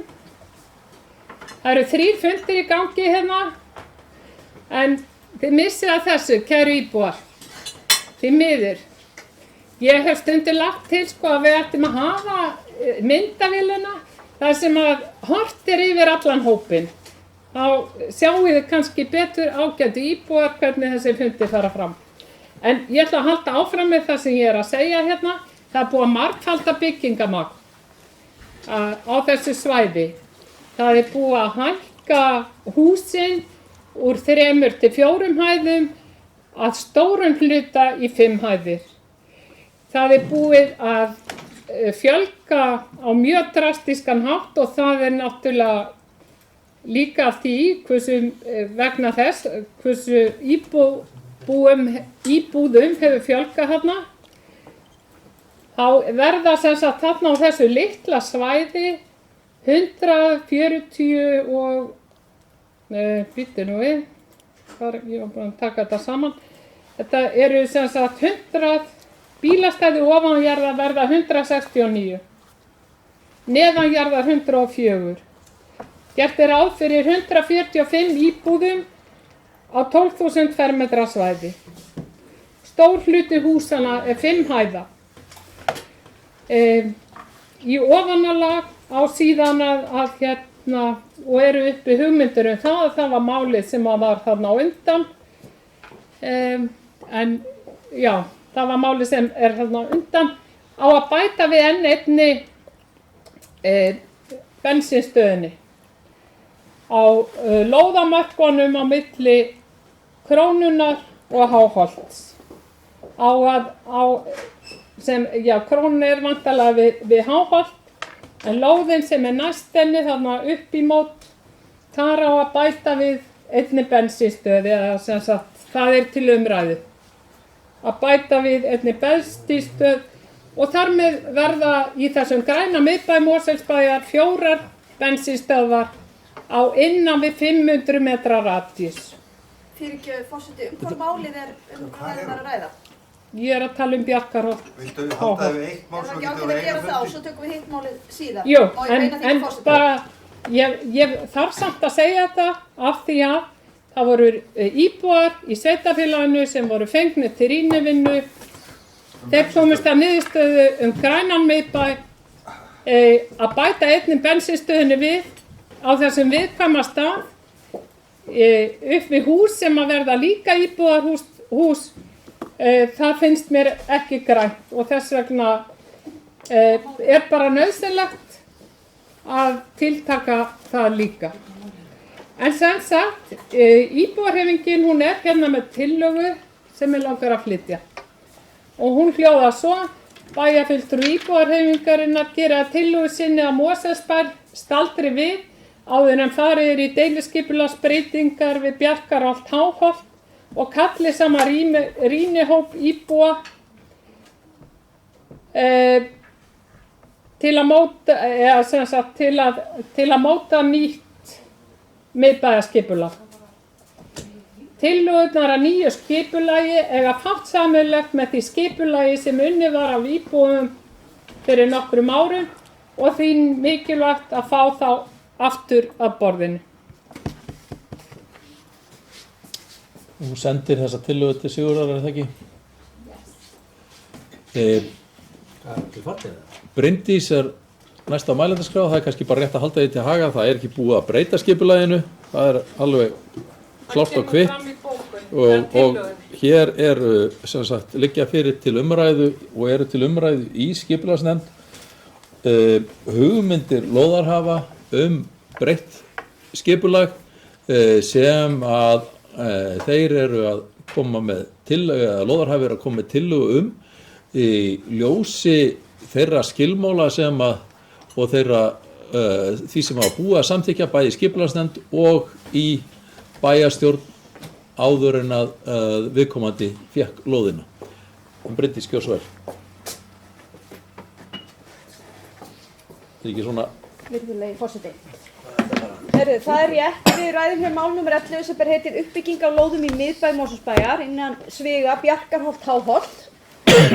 Og það rétt að skipulagsnefnd hefur ákveðið að þessi ágæta gata, þó hún sé alveg samlíkjandi, beri 2 nöfn til að halda í heiðri því gamla og skemmtilega nafni Bjarkarholt við þá hluta götunnar sem að tilheyra því. Ég ætla jafnframt, með leyfi forseta eins og forseti fór hér yfir, að minna hér á bókunnefndarna sem kynning og umræður. Skipulagsnefnd heimilar umsækjendum að leggja fram tillögu að breytingu á deiliskipulagi. Nú ég reynda mjög fljót á mér og bað strax orði þegar ég vildi andmæla einhverju sem framkom í umræðu frá fulltrúa íbúðarhreyfingarinnar. En það er reyndar alveg rétt að ég satt ekki í þennan ágæta skipulagsnefndarfund, þannig ég veit svo sem ekki hver umræðan var á þessum fundi. En þetta mál er ekki nýtt af nálinni. Og það er bara allt í lagi og bæjarfulltrúi íbúðarhreyfingarinnar hefur sjálfsögðu fullan rétt á því að hafa einhverja aðrar skoðanir á uppbyggingu á þessu svæði. En þó vil ég ítreka það að rýnihópa vinna sem að bæjarfulltrúin vísar í var hluti af svona forvinnu fyrir deiliskipulag miðbæjarins. Það voru framkvæmdar hér skoðanakannanir þar sem að var hringt í ákveðin fjölda íbúa og þeir svona kanna hvernig þeir nýttust þjónustu í Mosfellsbæ og hvernig þjónustu þeir vildu sjá. Kjölfarið voru svo skapaðir rýnihópar og síðan var unnið að fagaðilum með þessa niðurstöðu en fyrst og fremst auðvitað til að búa til hér fallega miðbæ. Það hefur verið stefna okkar að byggja upp grænan og fallega miðbæ. Það hefur örugglega komið fram líka í rýnihópavinnunni að fólk hafi lagt áherslu á þetta orð grænt og grænan miðbæ en það var ýmislegt fleira sem var lagt áherslu á. Og fólk vil mjög gjarnan sjá þjónustu í miðbæ, geta farið á kaffihús eða veitingastaði, verslun og annað þess háttar. Og þá er alveg ljóst að til þess að halda slíkri þjónustu uppi, þá þarf svolítið þéttleika. Þegar miðbæjarskipulagið var samþykkt að þá var það eins og oft er ákveðin málamiðlun. Við erum ekki með háreista byggð hér í Mosfellsbæ og það sem að bæjarfulltrúin segir að sé að mörgu leyti fari upp í 5 hæðir þá er það uppbrot, þannig að já, það er einhverju leyti fari upp í 5 hæðir en það er ekki algild hæð. Og það er rangt hjá bæjarfulltrúnum, hún kann þó ekki að lesa út úr viðkomandi teikningum. Það er heimild fyrir 5 hæðum ákveðnum kafla en það er ekki þannig að allar þessar byggingar séu 5 hæðir. Það er bara einfaldlega rangt með farið. Gefur hljóð. Að þessu sögðu þá er alveg ljóst að við erum að breyta skipulaginu í miðbænum. Það er það sem var verið að heimila umsækjendum að gera, leggja fram tillögu að breytingu á skipulagi. Það liggur líka fyrir bókun frá skipulagsnefnd. Og ég veit ekki betur en að fulltrúi íbúðarhreyfingarinnar í skipulagsnefnd hafi tekið undir þá bókun að það væri ástæða til þess að skoða þéttingu miðbæjar. Vegna þess að frá þeim tíma sem að miðbæjarskipulagið var samþykkt þá hefur mjög mikið gerst í skipulagsmálum og mikil umræða hefur átt sér stað á höfuðborgarsvæðinu skipulagsmál. Eitt af því er ágætt svæðisskipulag sem við höfum oft vísað í og er mjög gott rit þar sem rætt er ákveðna þéttingu byggðar. Við í Mosfellsbæ erum ekki að stefna þéttingu byggðar eins og rættir í Reykjavík. Þar er þéttleikinn og hektara miklu meira en hann mun nokkru sinni vera í einhverju hverfi hér í Mosfellsbæ. Þannig að við erum ekki á sömu vegferð hvað það snertir, en við erum þó að vinna að þéttingu frá því sem verið hefur. Og það er einfaldlega nauðsynlegt ef við viljum sjá einhverja þjónustu byggjast hérna upp í miðbænum. Ef við viljum fá hingað borgarlínu, ef við viljum að hér sé mannlífvona, þá þarf ákveðin þéttleika. Og það hefur skipulagsnefnd verið sammála og ég veit ekki betur en að fulltrúi íbúðarhreyfingarinnar sem er nú fagaðili í þessum fræðum, arkitektamenn, sé sammála því og hafi verið það. Ég hef ekki orðið vör við aðra umræðu í skipulagsnefnd en það. En aðeins bara til að árétta það út af því að það var rætt hér fulltrúanum að það skortaði hið lýðræðislega ferli. Skipulagsferli eru einu ferlarnir sem er lögbundið lýðræðislegt íbúasamráð við. Og þannig að það verða haldnir kynningar, þetta er auglýst og öllum er frjálst að koma með athugasemdir við þetta skipulag. Þannig að ég held að það sé ekki hægt að gera það öllu lýðræðislega. Nema þá það sem að bæjarfulltrúin er að leggja til þessu sé frestað og við förum í einhvers konar annars konar vinnu við þetta að fá fram vilja íbúum hvernig þeir vilja byggja upp miðbæinn. Þá er alveg ljóst að það myndi taka töluverðan tíma. Þannig að með þeim orðum er bæjarfulltrúin þá líka að segja að hún óski ekki eftir því að miðbær Mosfellsbæjar byggist hér upp á næstu árum. Og ef að það er afstaða íbúðarhreyfingarinnar, þá gæti ég ekki verið meira ósammála þeirri afstöðu. Ég held að sé einfaldlega mjög mikilvægt fyrir þetta sveitarfélag að miðbærinn byggist upp.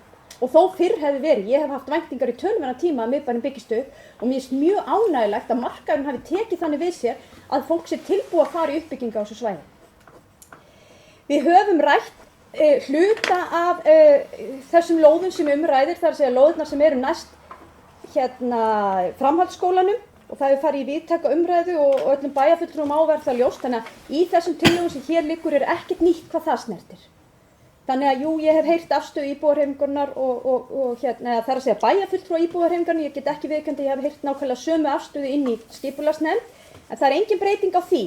En aftur á móti var það afstaða fagaðilina hér að vera æskilegt að þessi tveir aðilar innu saman. Það er að segja þeir sem að eiga byggingarréttin núna á lóðunum frá framhaldsskóla og að lóð sem að liggur svo að Krónunni.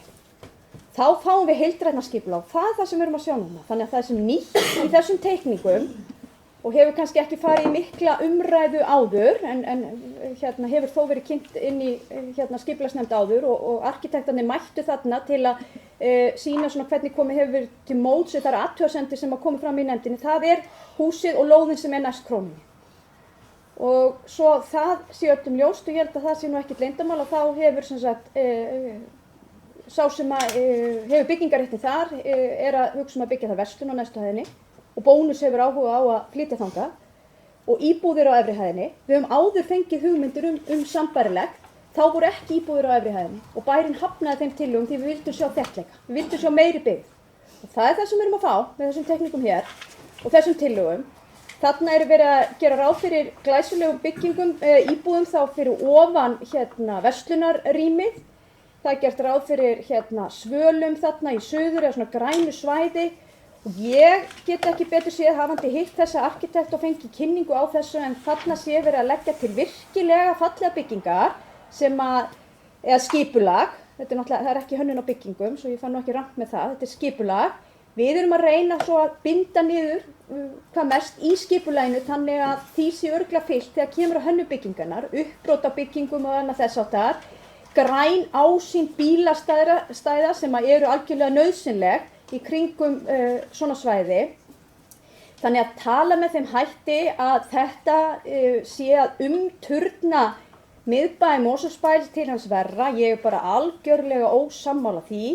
Ég held að það sem að við í skipulagsnefnd erum að leggja til hér sé einfaldlega betrumbætur á því skipulagi sem til staðar er. Ásýndin er enn mjög græn, það er ennþá stórt grænt svæði þarna í Bjarkarholtinu, pluss þetta klappirnar sem hafa verið friðar þarna í miðbæ Mosfellsbæjar og þetta græn svæði sem eru þarna út af Vesturlandsveginum. Arkitektarnir eru líka að vinna með þá hugmynd og þá umræðu sem hefur verið í nefndinni að þeir reyna að gera bílastæðin eins græn og hægt er, gróður og hönnun falli vel að því. Þannig að ég segi fyrir mitt leyti, ég er mjög ánægð með þessar hugmyndir. Ég hef væntingar til þess að þetta geti komið sem fyrst inn í nefndina aftur sem tilbúin deiliskipulagstillaga og farið þá í því lögformlega ferli sem að því fylgir og þá geta allir komið með athugasemdir við það. En ég ber líka alveg fyllilega bara virðingu fyrir því að fulltrúi íbúarhreyfingarinnar hér í bæjarstjórn kunna hafa einhverja aðra skoðun og vera ósammála mér í því og það er líka bara allt í lagi. En ég held að þetta sé til bóta og ég held að skipti Mosfellinga miklu máli að uppbygging í miðbæ geti hafist sem fyrst. Ég mun reynda líka óska eftir því að taka til máls undir næsta lið eða fyrir ofan í mannvæki þar sem verið að ræða lóðuna hliðina og umræða bílastæðin. Ég ætla ekki að gera það fyrir þessari umræðu lokið.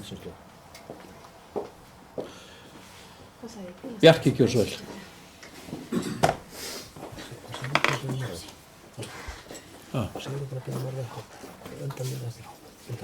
Já, forseti, ég kem undir þessu samanmáli. Það er nummer 11 hér í fundargerð skipulagsnefndar og heitir uppbygging á lóðum í byggðum Mosfellsbæjar innan Svegabjarkar á Táholt.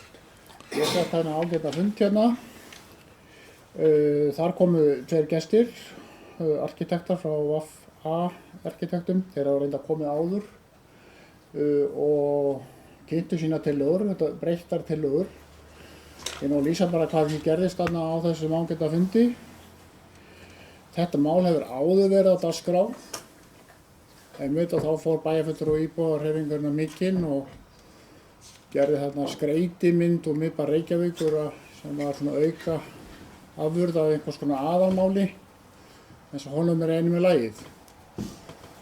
Það var nú engin mynd þarna núna en úr miðbæ Reykjavíkur. Er hún að nefna? Já. Við tölum allavega hana því að hún hafi verið hér gerð að aðalatriði. En niðurstaðan er ljós þarna, en þegar málið eins og kemur hérna fram í fundargerðinni að nefndin heimilaði umsækjendum til að leggja fram tillögu að breytingu deiliskipulags. Þetta er þetta formlega ferli, allir geta gert athugasemdir við það mál. Þegar að málið var síðastur umræði hér og ég kom í þennan ræðustól, þá sagði ég nákvæmlega það og það var nú mikið leikrit úr þeirri umræðu.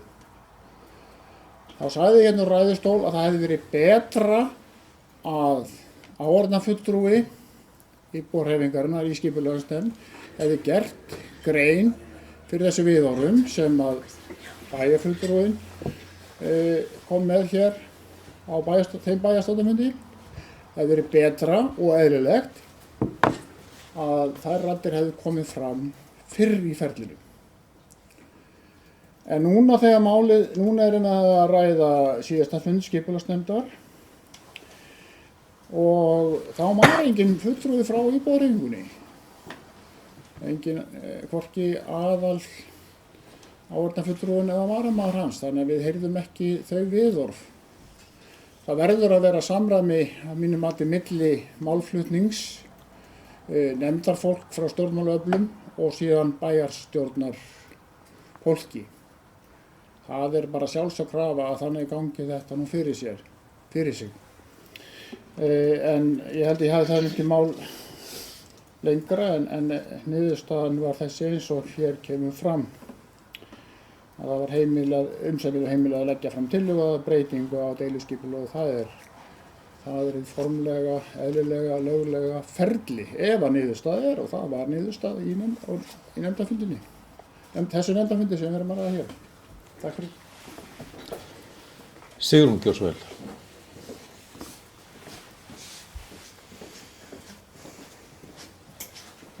Já, ágæti forseti, ég ætla að halda áfram að ræða þetta mál og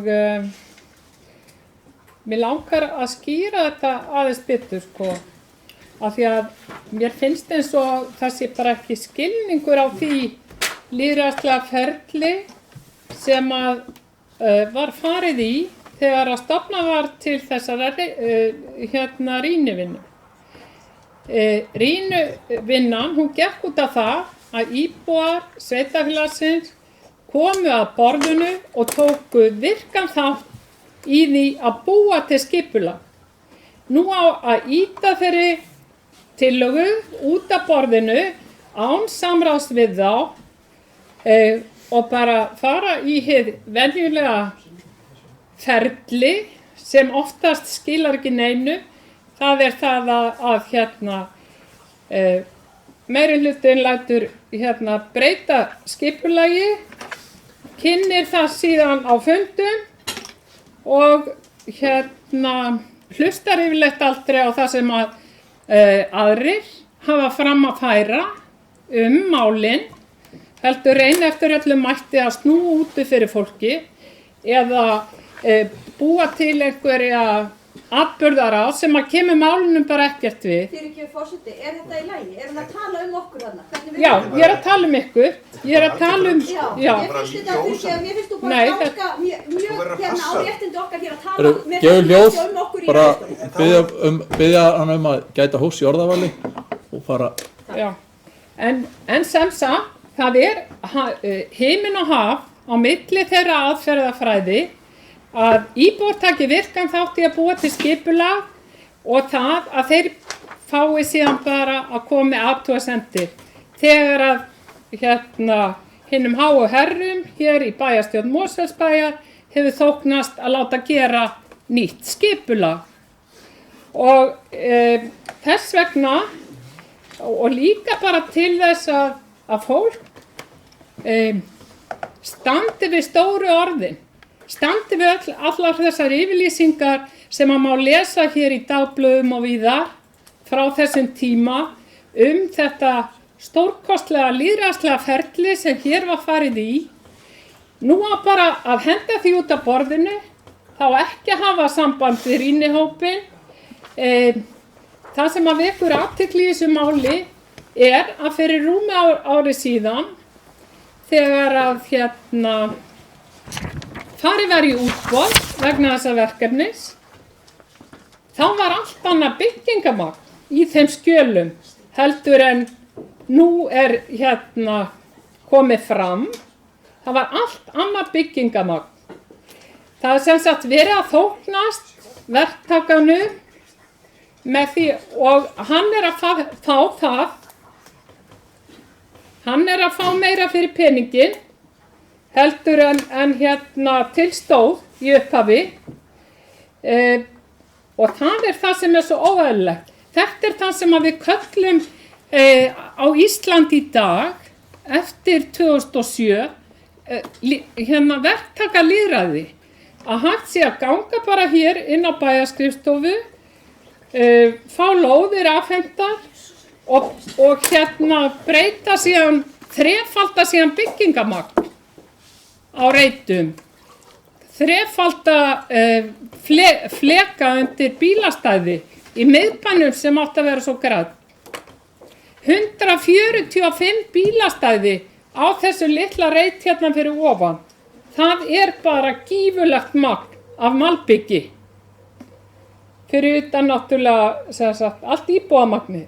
Og ég er bara að ætlast til þess af meiri hlutanum að hann sé líka bara samkvæmur sjálfum sér. Að hann standi við að vilja kalla íbúana að borðinu. Að hann taki ekki einhverja geðþótta ákvörðun það að hleypa hann síðan ekki af breytingunum sem verið er að gera á skipulaginu. Þess vegna leggur íbúahreyfingin til að rýnihópur íbúa verði kallaður að borðinu til þess að skoða þetta skipulag. Hann á það inni hjá okkur að vera fenginn aftur á borðinu, og hafi einhver tíma verið ástæða til að blanda samkeppniseftirlitinu í eitthvað mál, þá er það þetta. Fyrirtæki sem er að fara að byggja þarna er mjög stórt á leigumarkaði, er sagt, samkvæmt því sem að maður heyrir í fjölmiðlum, hafa stuðlað mjög að hækkuðu leiguverði á Íslandi á stóran hlutamarkaðarins. Þarna ætti bæjarstjórn Mosfellsbæjar að leita til samkeppniseftirlitsins og kanna hvort að það stenst lög og reglur. Það er íbúðir sem að Mosfellsbæjar ætlar að fara að leyfa þessi fyrirtæki að byggja þarna. Sá fjöldi íbúa. Fyrst að verið er að leita til samkeppniseftirlitsins út af þessari bensínstöð í miðbænum, sem er náttúrulega bara brandari miðað við það sem er að gerast á þessum reit við hliðina. Minni á það að það var búið að samþykkja í bæjarstjórn tillögu skipulagsnefndar aukið byggingamagn sem að yrði tekið til skoðunar og myndi fara í deiliskipulagsferli þegar að þessar lóðir voru auglýstar til úthlutunar, og þannig að þetta er ekki raunsönn lýsing á því ferli sem að farið hefur hér fram, og þannig að ég tel eðlilegt að það sé áréttað og geri þá kröfu til okkar allra að við höldum okkur við það sem að hefur verið samþykkt við þetta borð, að það sé ekki látið eins og það hafi ekki átt sér stað. Við verðum að halda þræði hvað það varðar. En Haraldur Gjörsvöld. Hér á fólksins að segja satt. Takk. Já, forseti. Ég veit eiginlega ekki hvað ég á að segja. Satt. Já. Bæjarfulltrúi Theodór, ég reynir nú yfirleitt að segja satt og legg mér fram það. Hins vegar getur maður svo sem stundum skjáttlast, en það er ekki af ásettur. Það var farið mikið um þetta mál og ég ætla nú að reyna að falla ekki í sama farið og reyna að vera hér málefnalegur í því sem ég segi. Það sem var sagt hér á undan var ekki málefnalegt og ekki viðkomandi bæjarfulltrúa með þessari bæjarstjórn til sóma. Svo ég segi það nú bara. En þetta mál hér, sem hérna til umræðu, ekki að koma hér til umræðu í fyrsta skipti í þessari bæjarstjórn og hefur ekki heldur verið að koma til umræðu í fyrsta skipti í skipulagsnefnd. Ég held að hafi eitthvað 2-3 bæjarfundir síðan, þá átti ég að fara í eitthvað 3 klukkutímar í að ræða þetta sama mál. Fyrst og fremst vegna áhuga bæjarfulltrúa og íbúahreyfingarinnar á því og sérstaklega á þessari stemningsmynd sem birtist með þessum kynningarskjölum arkitektana þessari verkefni og skoðunum bæjarfulltrúans á því hversu hún væri ósmekkleg og illa við hæfi að hafa hana með í þessum gögnum.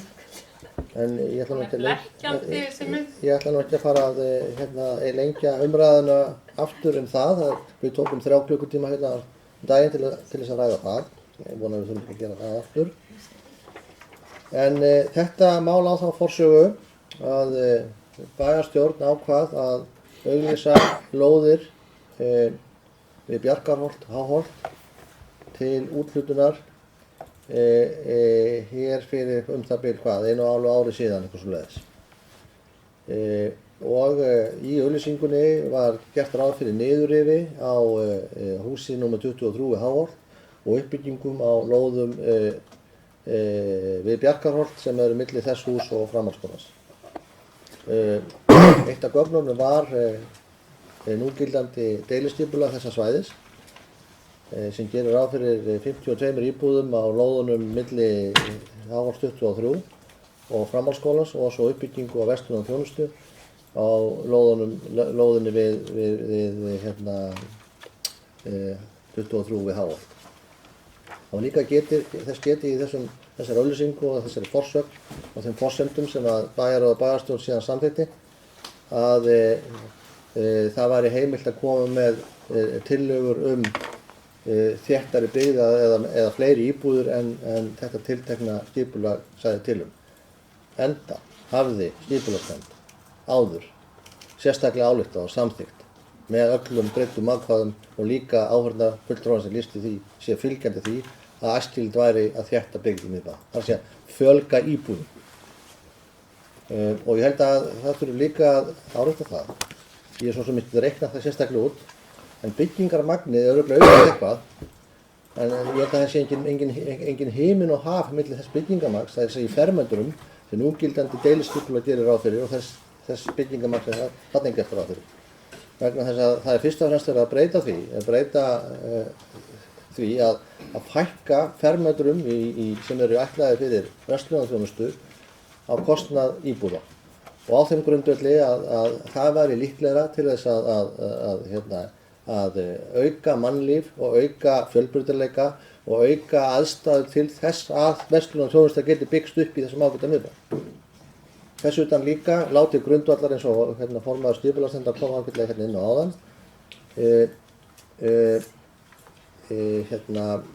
Stefnumörkun svæðisskipulagsins og fyrirætlanir borgarlínu og það eru slag kallar á fleiri íbúa. Og það er náttúrulega algjör skrumskæling og eiginlega grátlegt að það skuli vera að reyna að leggja þetta mál þannig út að það sé verið að breyta grænu miðbæ í eitthvað skrímsli. Og ég eiginlega bara frábið mér slíkt. Eins og hefur komið hér fram áður þá á skírskotunum til græns miðbæjar. Hún er fyrst og fremst rætur í því að miðbærin er í mjög grænu umhverfi, fallegu umhverfi. Í honum er hverfisverndað Klapparholt með jökulsorfnum klöppum sem eru ekkert mjög víða á þessu landi. Það er reyndar að skipta skoðunum það hvað fólki finnst þær fallegar eða merkilegar.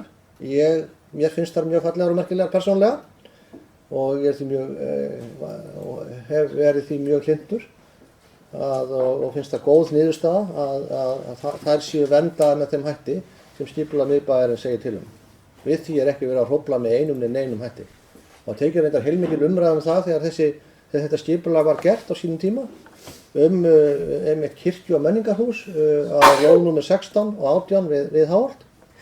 Því að ef það skipulag eins og það lagt upp í dag verður að vera líka þá verður smá partur af þessu holti tekið undir byggingar en það var líka gert ráð fyrir því að það í skipulaginu það ætti að taka tillit til þess við hönnun þeirra bygginga.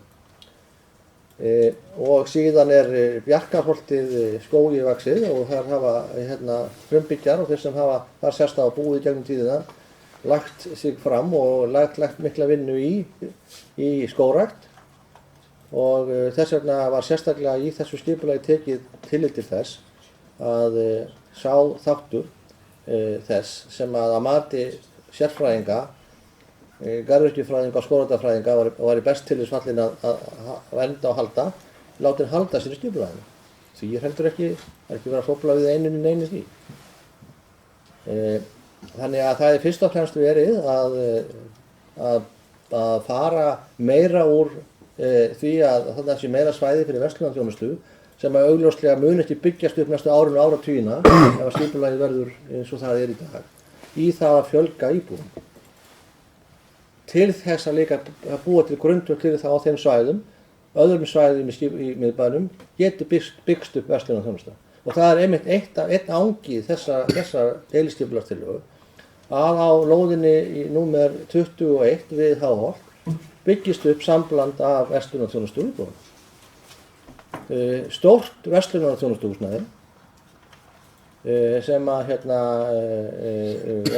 mun þá rísa í þessu sambandi og íbúður öðru hæð. Og reyndar eins og ég skil þessa tillögu mjög góð og græn útfærsla á því. Ef við vilja hafa það með þakgörðum og einhverju slíku. Þannig að það að halda því fram að hér sé verið að ganga fyrir einhverja verktaka eða einhverja aðila sem eiga peninga eða hugsanlega eða í að einhverju slíku er náttúrulega vakt til orða tekið mjög ósmekklegt. Það vil reynda þannig til að sá aðili sem að mest fær í sinn sjóð er bæjarsjóður. Vegna þess að þessi fylgja mun herri gatnagerðargjöld og byggingaréttur sem bærinn er að fá. Og það er ekki einhverja tugir milljóna sem að það felur í sér, heldur hundruð milljóna.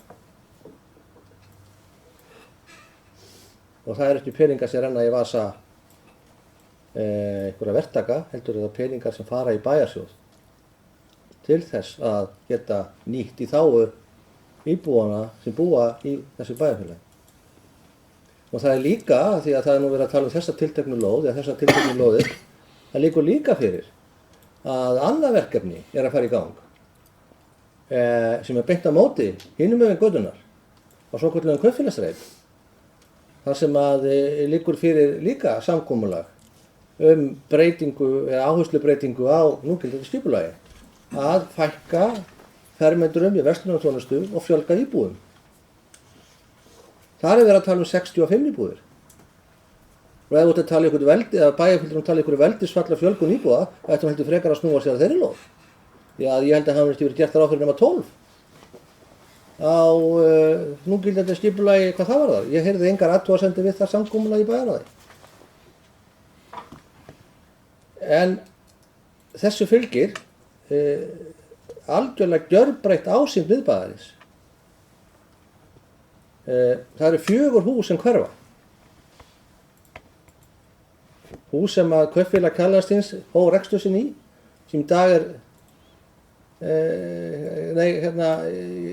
reyndar fyrirgefið það hús reyndar hverfur ekki út af þessu skipulagi, það er að segja húsin sem fín blómahús er í, það hverfur út af því skipulagi sem er gildandi skipulagi, en bensinstöð Esso, svo gamla, sem að hefur verið hér og er núna rekin greiðasala í, það hús mun hverfa, hús sem að heitir Steinar og var kaupfélagsstjóra bústaður hér í den, það mun hverfa, og hús sem að kaupfélag Kjalarnesið rak sig eftir að það flutti úr þessu húsi sem ég nefndi áðan mun hverfa.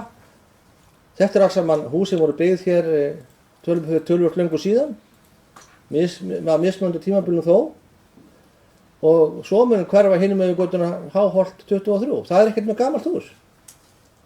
En ég held að það sé samt hús sem að flestum með öllum Mosfellingunum hefur verið þyrnir í augum, vegna þess að það er algjörlega fellur engan veginn af því sem að einhver myndi kalla miðbæ.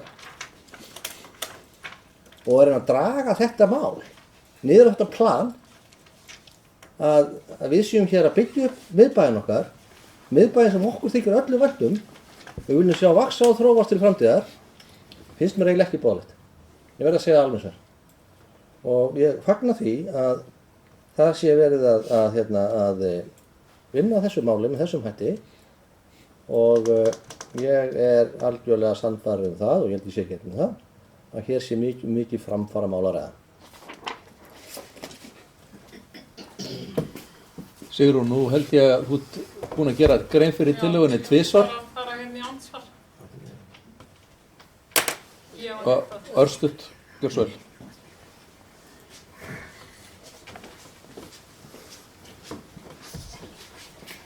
Já, ágæti forseti, hér var verið að bera upp á mann eitt og annað skemmtilegt sem svo oft gerist, en mér langar bara að biðja ykkur að skoða þessa mynd í skipulaginu og bera saman malbiksflekana og stærð bygginga á þessum reitum.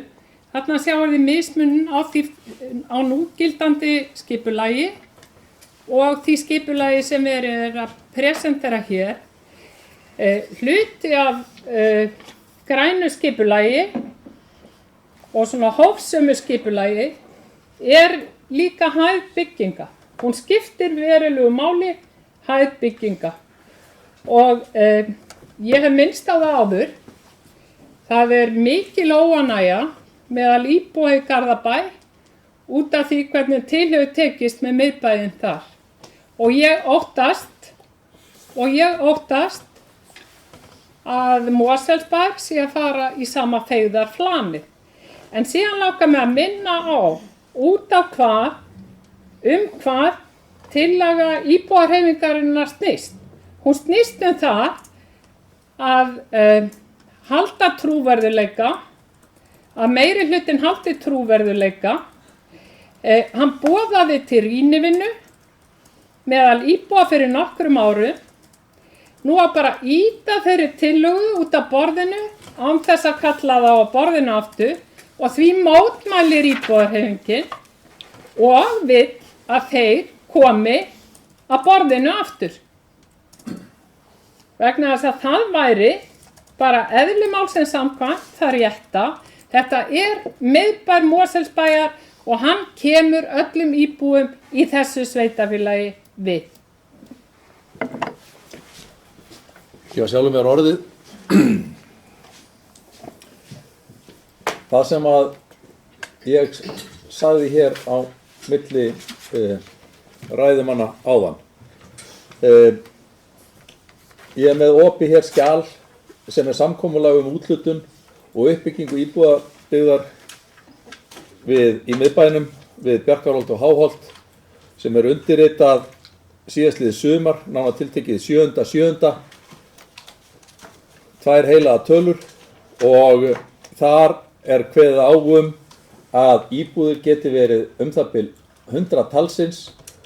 Aðdragandi að þessu samkomulagi var ferli úr skipulagsnefnd þaðan inn í bæjarstjórn, og þar var þetta samþykkt og á þeirri forsendu búið að gera samning úthlutun þessara lóða og það á grundvelli þessa sem verið að vinna í dag.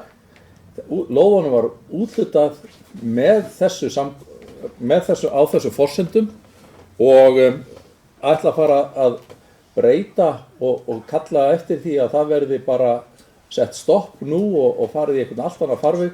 Það einfaldlega passar ekki. Það ekki góð stjórnsýsla. En Bjarki, gjörðu svo vel.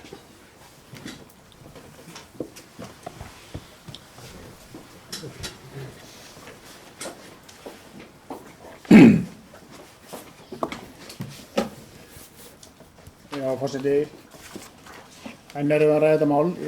Mér langar nú að fara í þetta fundarform sem við erum nú að vinna eftir núna. Fyrir örfáum bæjarstjórnarfundum þá í upphafi fundar talaði forseti það ákveðna reglur sem í gildi það hvað menn mega taka oft til máls. Það bara samþykktir bæjarins fundarsköp. Það stendur hér með leyfi forseta orðrétt: bæjarstjórnarmaður má tala tvisvar í hverju umræðu máls. Heimilt þó bæjarstjórnarmann að taka oftar til máls til að bera sér ámæli eða gera stutta athugasemd fundarstjórn forseta. Framkvæmdastjóri, sem í okkar tilviki bæjarstjóri, flutningsmaður tillögu eða framsögumaður mega þó tala oftar en tvisvar við hverja umræðu máls. Framkvæmdastjóri hefur óbundið málfrelsi. Ég held að sé ástæða núna og reyndar ekki í fyrsta skipti að ræða hvað þetta þýðir í raun og veru. Það gerist hér mjög oft að bæjarfulltrúi og íbúahreyfingunum kemur tillögur. Þá getur komið matsatriði hvað tillaga. Það tillaga að leggja til að málum verið frestað, það tillaga að leggja til að málum verið vísað til menningarmálanefndar. Flutningsmaður tillaga vissulega sá sem kemur með málið inn á borðið eins og gerist til dæmis í bæjarráði fyrir skemmstu þegar að bæjarfulltrúi kom með tillögu ákveðið mál sem við vorum að ræða áðan. Ég hefði viljað þá aðeins umræðu það, ekki kannski núna, en við íhugum það, hvað að vera tillöguflýtandi? Það teygjanlegt? Þetta óljóst hér? Ég held að það sé svolítið óljóst.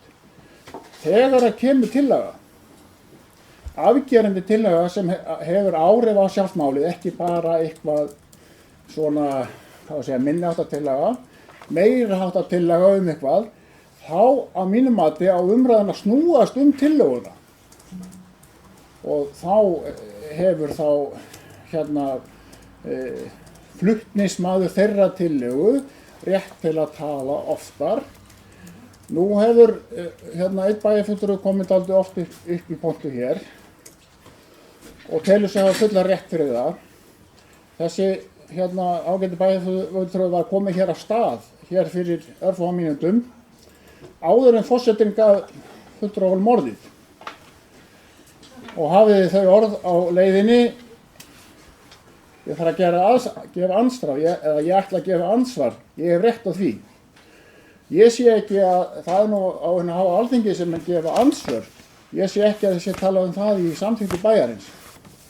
Það hins vegar að tala það að bera af sér ámæli. Það nú svolítið annað í mínum huga. Það matsatriði. Hvað ámæli? Ámæli eitthvað vítavert.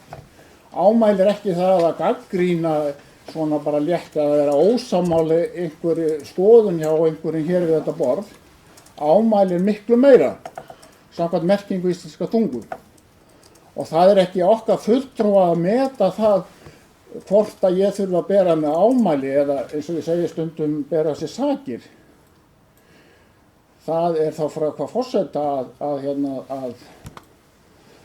meta það. Svona nú bókstafurinn. Það sjálfsagt hægt að túlka hann svona einhvern veginn, kannski ekki nógu skýr, en ég tel það að þetta hafi gengið allt of langt. Þess vegna lendum við því miður við þetta borð út í móa og stundum út í mýri og förum að tala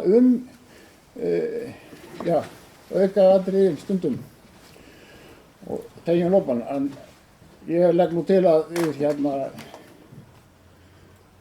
förum nú að stytta umræðu þetta mál og skilar okkur nákvæmlega engu.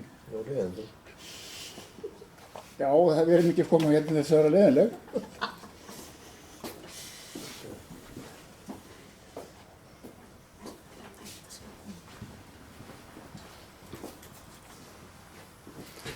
Kolbrún Gjörsvel.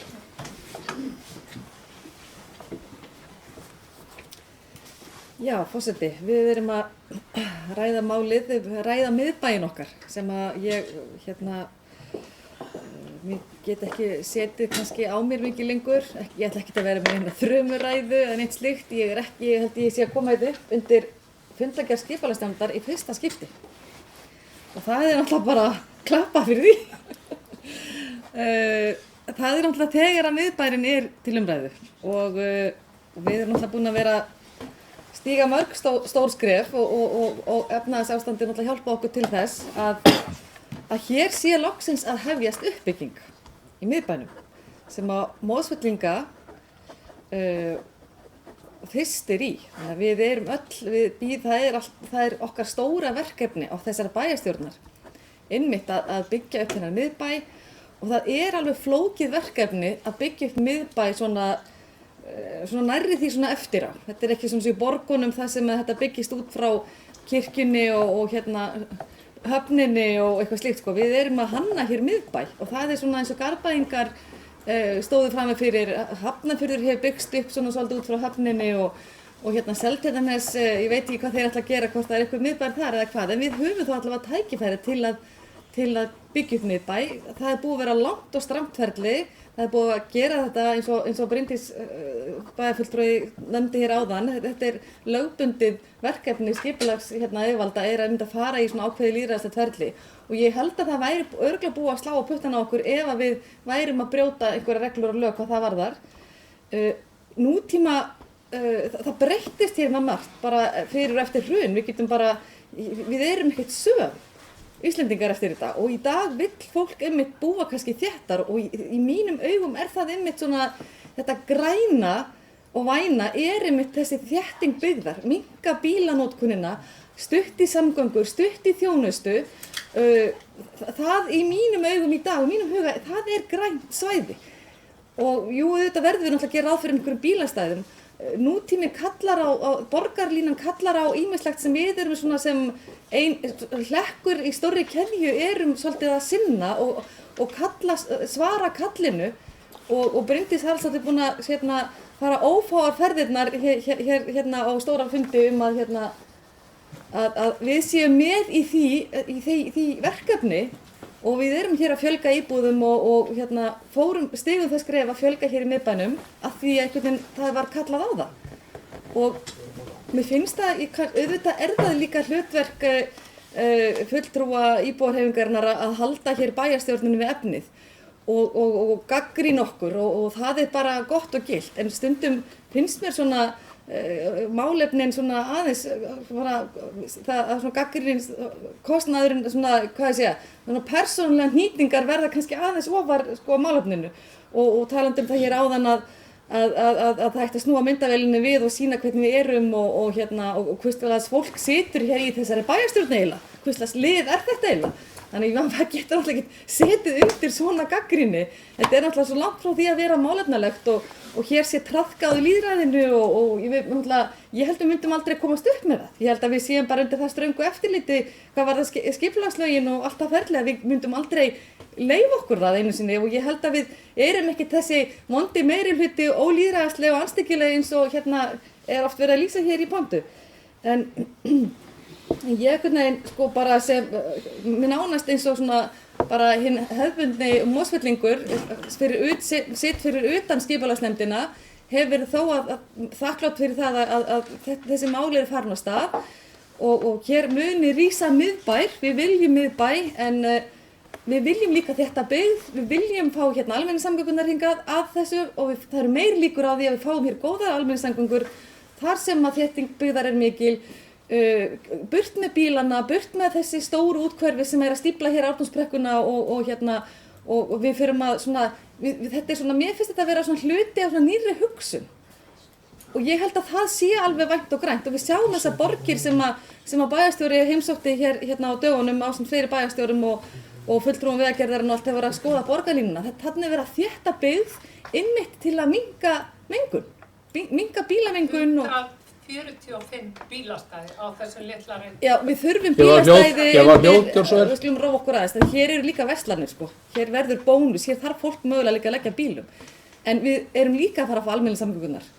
Þannig að mér finnst svona, hugsa þetta aðeins, ég held að hugsunna bak við þetta skipulag er einmitt þetta væna og græna og við munum örugglega að planta trjám og Mosfellingar eru bara þeirra gerðar að við viljum einmitt hafa dálítið grænt í kringum okkur og þess vegna búum við þetta.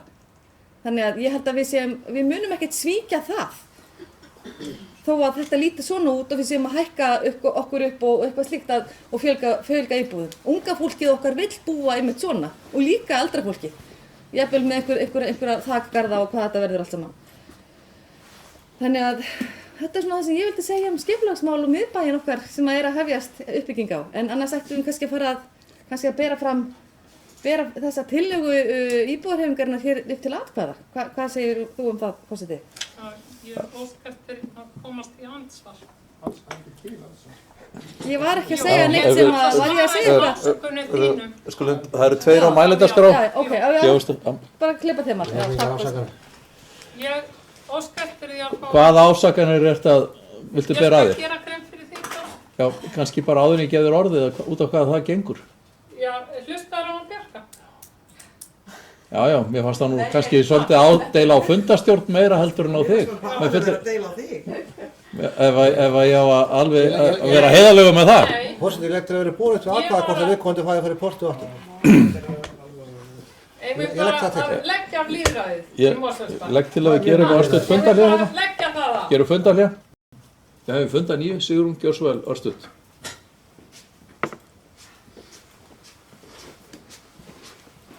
Ágæti forseti, mig langar að biðja þig eftir þennan fund að tímamæla ræðutíma fólks undir þessari umræðu hérna.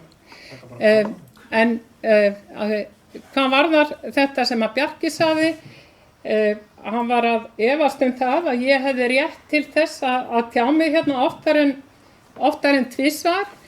Ég var málshefjandi þetta mál sem gefur mér ákveðin rétt. Ég var líka tillöguflytjandi sama mál sem að gefa mér líka rétt til að svara því þegar að ég er borin röngum sökum eins og þú barst mig áðan, Bjarki.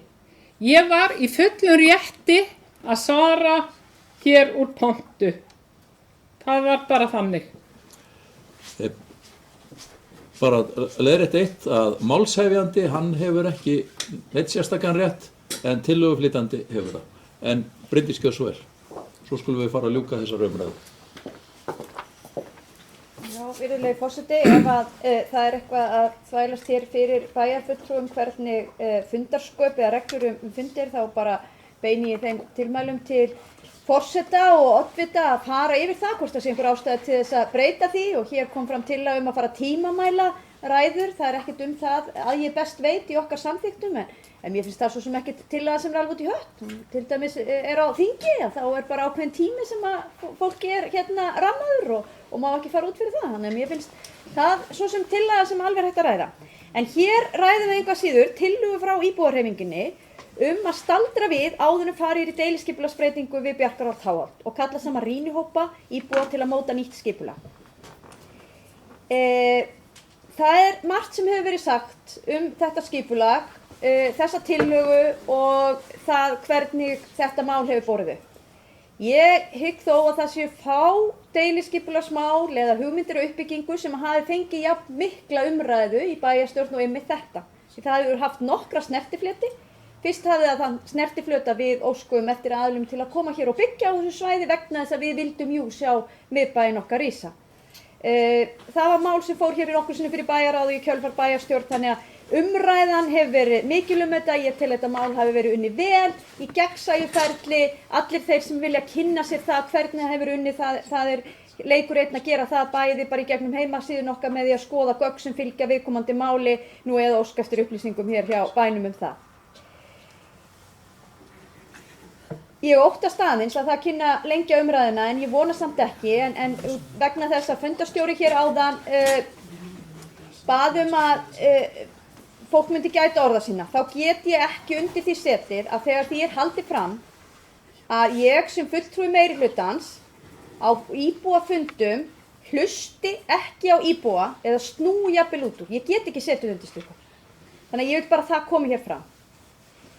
Það sem að felst í þessari tillögu þá að setja það í það ferli að einhver ákveðin lítill hópur komi saman til að fara yfir þessar hugmyndir uppbyggingu miðbæjar. Mér finnst það ekkert lýðræðislegra heldur en að setja það í auglýsingu þar sem allir íbúar geta komið og hvort sem það eru íbúar eða ekki geta komið sínum athugasemdum á framfæri. En það er algjörlega ein leið, ég ber alveg virðingu fyrir því, það er ein leið til að vinna með svona hugmyndir. Ég aftur á móti ekki sammála þeirri aðferðafræði. Mér finnst mikilvægt að miðbærinn byggist upp hratt og örugglega og ég legg því til að þessari tillögu íbúahreyfingarinnar að hún verði felld og við höldum áfram með máli í þeim farvegi sem að það er í skipulagsnefnd. Já, við göngum til atkvæða þessa tillögu. Mér langar að biðja sérstaka atkvæðagreiðslu þetta mál sem voru Já, við berum tillöguna upp. Já, fyrirgefðu. Berum tillöguna og svo afgreiðu fundargerðina í beinu framhaldi og þá skal ég láta greiða atkvæða sérstaklega þetta mál. Þeir sem samþykkja tillögu M-lista varðandi þetta mál gjörðu svo gefa merki. Takk fyrir og á móti. Tillagan er felld með 8 atkvæðum gegn 1. Þá er orðið laust fundargerð skipulagsnefndar að öðru leyti.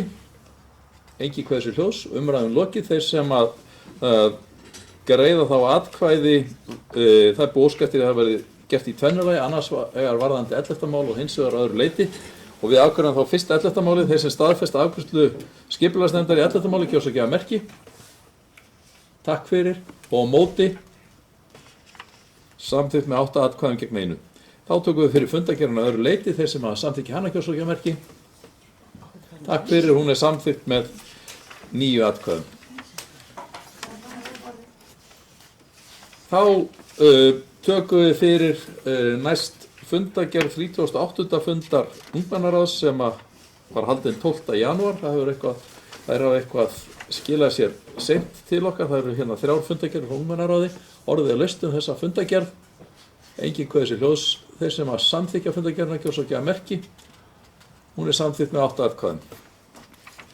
Þá tökum við fyrir 39. fundargerð ungmennaráðs sem að haldinn 19. janúar. Orðið er laust fundargerðina. Enginn kveður sér hljóðs. Fundargerðin búið upp til samþykktar. Þeir sem samþykkja gjörðu svo gefa merki. Hún er samþykkt með 8 atkvæðum. Þá því næst tökum við fyrir fundargerð 40. fundar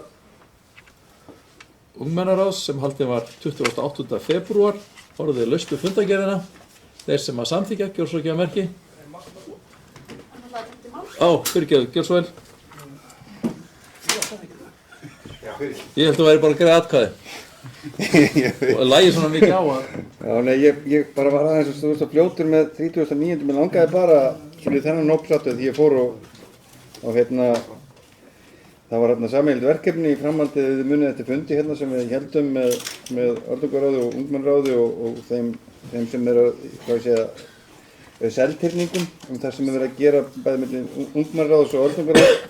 Þá fór ég á viðburð sem var í Bláfellsskóla þar sem var félagsvist og var skipulagt á ungmennaráði og bara ég sendi einhverjum sem þekkja mig snappa þeim viðburði en það var rosa gaman og kannski haldið á tíma sem kannski ekki endilega margir komið því ég held að ég veit ekki, það greip mig eitthvað svona gamaldags löngum það var rosa gaman þarna og það var ég held við ættum að hafa bara við ættum að hafa alvöru félagsvist ekki, líka í bæjarstjórn bara svona styðja við þennan viðbyrð. Þetta var frábært hjá ungmennaráði og öldrunarskólanum líka og stjórn og þarna þess og ég ætla ekki að fara löngum málum með þetta, þetta er bara flott hjá ungmennaráði og við erum að gera meira af þessu því að félagsviti virkaði vel og það væri gott að fara tilbaka og sleppa þeim símónum og taka nokkur kvöld saman hérna í alvöru spilamennsku sko. Takk fyrir mig. Þá getur ekki snappað en það er svona mál. En í einhverjum hópum hétt þetta nú Framsóknarvist. En ég minnist þess hérna á árum áður og það er orðið nokkuð mörg árin að hérna þegar ég var í stjórn Aftureldingar að hafa staðið fyrir svona spilakvöldum í Hlégarði og við Aftureldingar. En Bryndís gjör svo vel. Já, virðulegi forseti, mig langaði til að taka til máls undir 2 liðum í þessari dagskrá. Gjör svo vel. Byrja á lið nr. 4 sem er Kærleiksvikan í Mosfellsbæ og þar var einmitt verið að tala um þetta ágæta spiladag. Mér finnst mjög ánægjulegt að heyra að við lukkast svona vel og mér langaði bara að sko hrósa þessu framtaki og fólk sé ennþá tilbúið að vinna með Kærleiksvikuna sem ég held að sé mjög falleg og skemmtileg hugmynd og gaman þegar grasróta samtök og einstaklingar, stofnanir og aðrir koma að þessu og það er alltaf jafn ánægjulegt að fara og versla í þessari ágætu viku þegar við fáum þessa fallegu miða og innkaupakerrurnar frá grunnskólabörnunum okkar sem er að segja eitthvað fallegt og fá mann til að brosa. Svo með leyfi forseta langaði mig að taka til máls undir lið nr. 1. Gjör svo vel. Þar er fjallað hugmyndir ungmenna úr Mosfellsbæ og þar hefðu þau sem sagt verið að kanna hjá samnemendur sínum hvað mætti bæta í bænum og ég hlakka til að eiga þau segja hérna í bókunni að það er ákveðið að listin verið kynntur bæjarstjórn og sameiginlegum fundi ungmennaráðs og bæjarstjórnar núna í vor. Þetta hafa alltaf verið mjög gagnlegir fundir og ég hlakka til þess að fá að sjá þessar hugmyndir og við höfum nú einmitt verið að hvetja til þess að þau kannski leiti meira í sinn bakhóp og hérna fái svona kannski víðtækari og breiðari sín ungmenna í Mosfellsbæ á sveitarfélagið og hvað væri hægt að gera betur.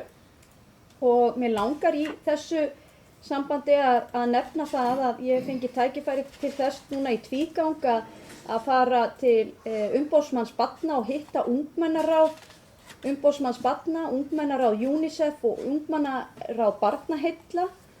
Og þessi ungmennaráð er að vinna alveg óboðslega skemmtilega hluti, rosalega öflugir og flotti krakkar sem voru sem sagt að mennta okkur þingmenn í barnasáttmála Sameinuðu þjóðanna og hvetja til þess að við höfum hann ávallt í til hliðsjónar í okkar störfum. Og vegna þess að við höfum oft rætt þetta með ungmennaráðið og hvernig við getum aukið enn frekar virkni þeirra þá velti ég því fyrir mér hvort að þarna sé einhverja hugmyndir sem væri hægt að nýta. Þannig að mig svona langar að koma þeirri hugmynd hér á framfæri að það væri hægt að skoða hvað væri verið að gera hjá þessum félagasamtökum og spurning hvort að ungmennaráð sveitarfélagsins myndi vilja taka upp sambærilega vinnu og þau eru að gera. Að því sögðu þá er það líka mjög góð áminning fyrir okkur kjörna fulltrúa þegar við sjáum fundargerðir ungmennaráðs að hvetja til þess að við vísum fleiri málum til ráðsins. Ég held við ræðum þetta okkur einasta sameiginlega fundi sem við eigum með ungmennaráði. Ég held samt sem áður að við gætum öll staðið okkur miklu betur í þessum efnum og við vorum nú áðan hér að ræða til dæmis miðbæinn. Ég minnist þess í einhverjum tilfellum að við höfum vísað deiliskipulagstillögum til umfjöllunar í ungmennaráði og síminn og fengum þá... Það færist til bókar fyrirgeðu að Sigrún víkur á fundi. Yfirgefur fundur. Já, þetta truflaði mig aðeins en ég er að ná áttum aftur. Bara þessi góðlátlega áminning til okkar allra það að við getum líka stuðlað að enn meiri virkni en það sést nú reyndar hér á fundagerðunum að þau eru nokkuð virk. En við mættum örugglega oftar hafa það í huga og skipulagsmál og skipulag á miðbænum ætti nú alveg að ég hugsa ungmenn okkar kunna hafa skoðun á því þannig að það væri nú áhugavert kannski að bjóða þeim sérstaklega til kynningarfundar þegar við kynnum við ágæta miðbæjarskipulag. Bara svo ég komi þeirri hugmynd svona á framfærum leið og hún er að fæðast og sérstaklega aðilar kannski skipulagsnefnd hjálpa mér að muna eftir því. Kolbrún gjör svo vel.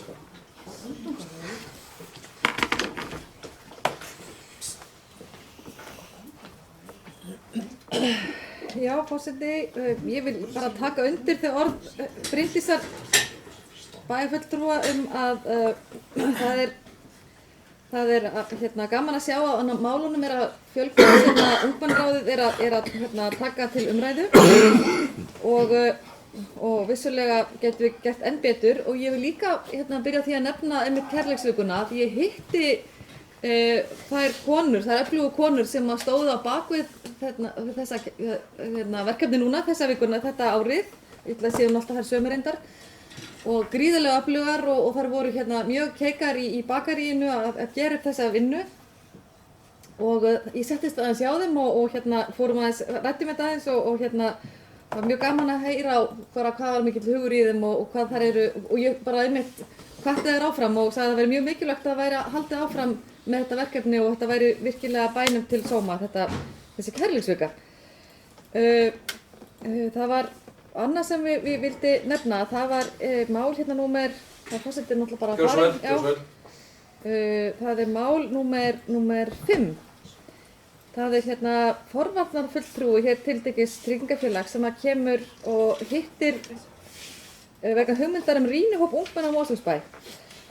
Mér finnst þetta vera mjög svona gott mál, þetta gott verkefni. Ég meina, þetta kannski þar kemur fulltrúi frá tryggingafélagi en við þekkjum hann mjög mörg sem sitjum við þetta borð og hann kenndi hér einu sinni við ákveðin grunnskóla hér í bænum og við þekkjum hann bara af góðu einu og ég var einmitt bara að vinna með þessum tiltekna manni í dag og við vorum að ræða þetta með svona hafa forvarnirnar hér í Mosfellsbæ og hvað við getum gert betur og þannig að það gleður mig mjög svo að sjá þetta mál hér eða gladdi mig mjög að sjá þetta mál hér á dagskrá og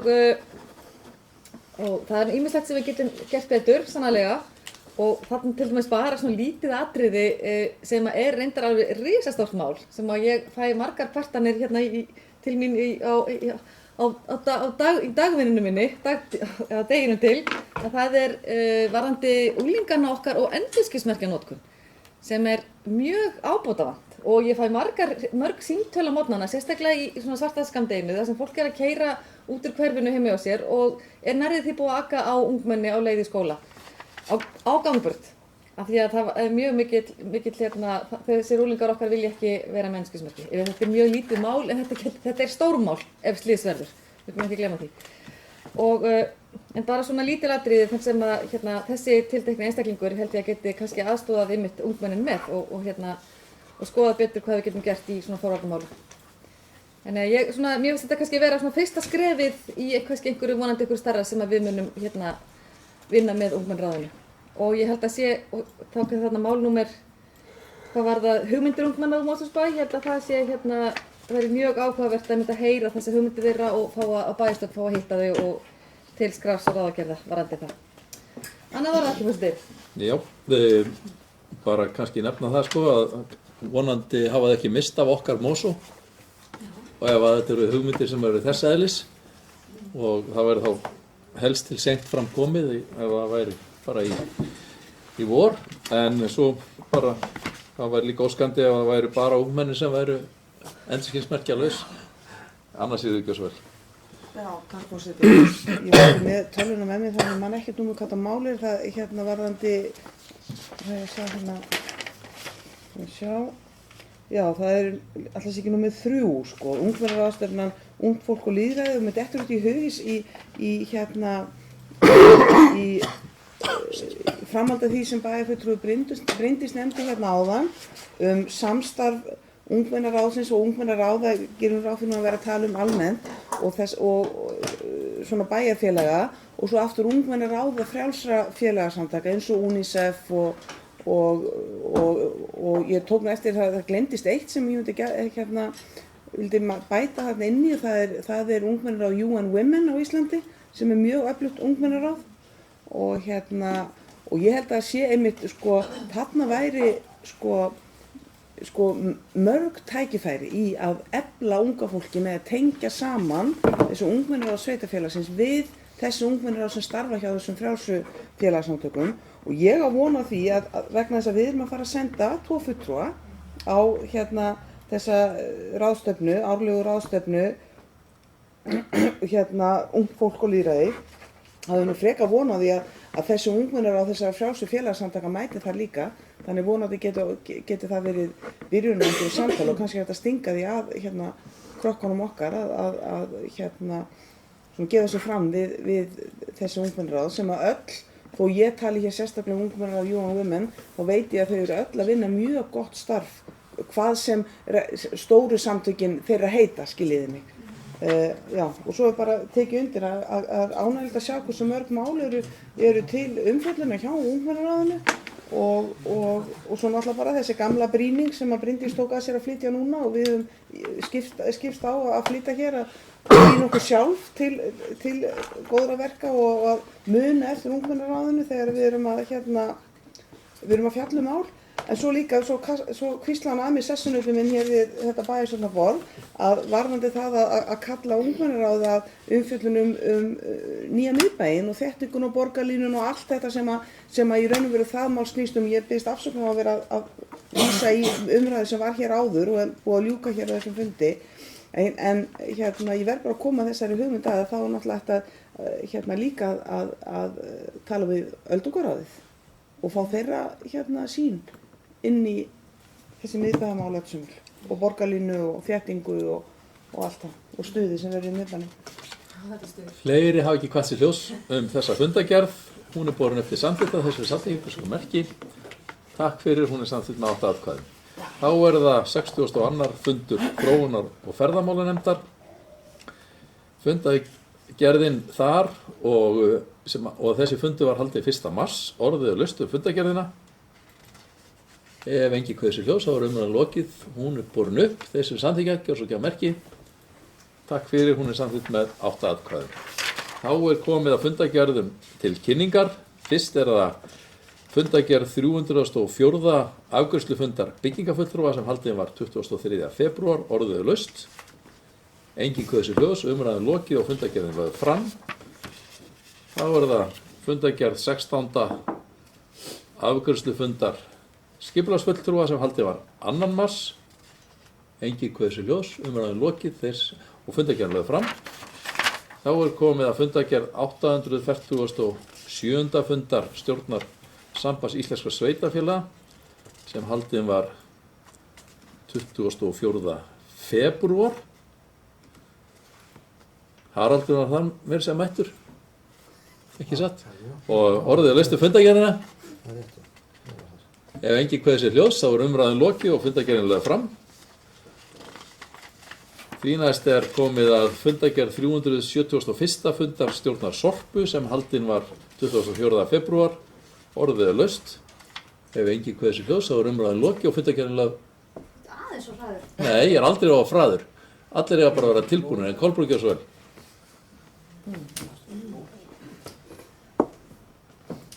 Ef viljið fundarhlé? Nei, ég ætla bara að sleppa hérna.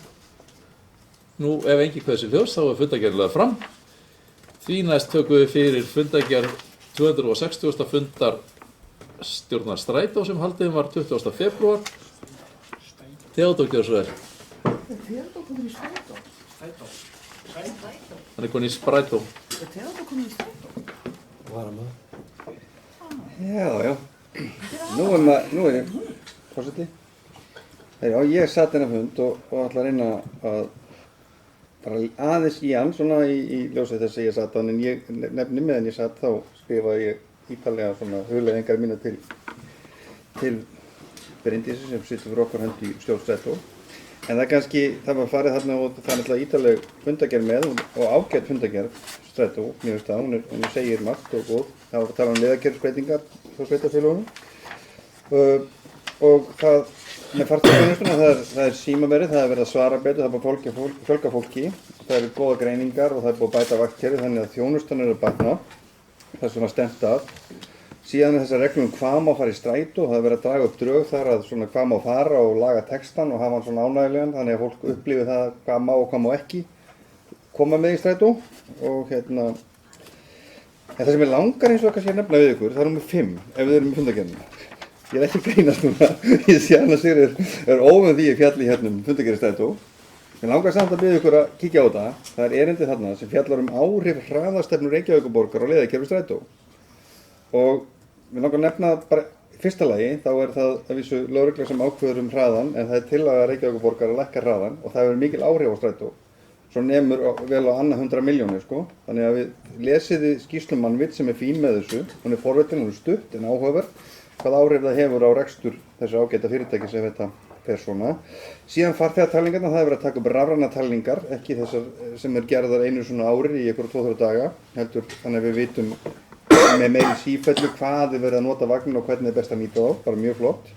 Nú, áfundur verður haldinn, opinn fundur eins og gert í fyrra og væntanlega þá í hérna skal ég ykkur segja nú er ég að leita að borðinu. Í Ráðhúsu, já, Reykjavíkurborgar, haldin þar, gerir ráð fyrir því. Það er auðvitað verið að vinna í strætóappinu og bæta það bara, það er mjög mikið notað. Og síðan kom kærumál þarna sem að þið getur svo sem lesið um. En hvernig fannst þér þetta Bryndís hjá mig? Takk fyrir. Þannig ég læt tölum minni, ég hvet ykkur til að lesa þessa lið nummer 5. Annars var gaman að sitja þarna og takk fyrir mig. Annars er ekki svo vel. Nú reynir það mig hvort ég geti svarað. Forseti, já, ég ætla að koma hér upp undir þessari fundargerð strætó og þakka Theodór fyrir greinargóða lýsingu á því sem framfór þessum fundi. Ég ætla að leyfa mér, sem að ég hef kannski leyft mér einhvern veginn áður, ég ætla að leyfa mér núna að bara tala út frá persónulegri reynslu. Hér stundum kemur fólk í pontu og lýsa sinni persónulegri reynslu og þekkingu og hinn og þessu og hittir fólk og svona. Og nú ætla ég bara algjörlega að tala um mína reynslu. Tengist þú hraðastefnunni? Hún tengist hraðastefnunni. Vegna þess að ég hef bókstaflega verið í lífshættu vegna hraðastefnu strætó. Og það er þannig, í gríni en líka í alvöru, að þegar maður gengur yfir Laugaveginn við Hlemm, þá er maður öruggastur sem gangandi vegfarandi að ganga móti rauða kallinum. Vegna þess að meðan rauði kallinn logar, þá logar líka rautt á strætó og hann getur ekki tekið hægri beina og keyrt yfir mann í leiðinni. Þegar ég fæ græna kallinn til þess að fara yfir Laugaveginn, þá er nefnilega strætó líka á grænu en hann á að stoppa fyrir mér. Og ég segi í grín og alvöru, þetta kannski upphæla því ég fannst þetta dálítið kímið allt saman, en þetta er náttúrulega líka dauðans alvara og talandi um að það að lækka hraða strætó og það kosti einhverjar milljónir, skiljiði, þá finnst mér bara aðalatriðir að strætó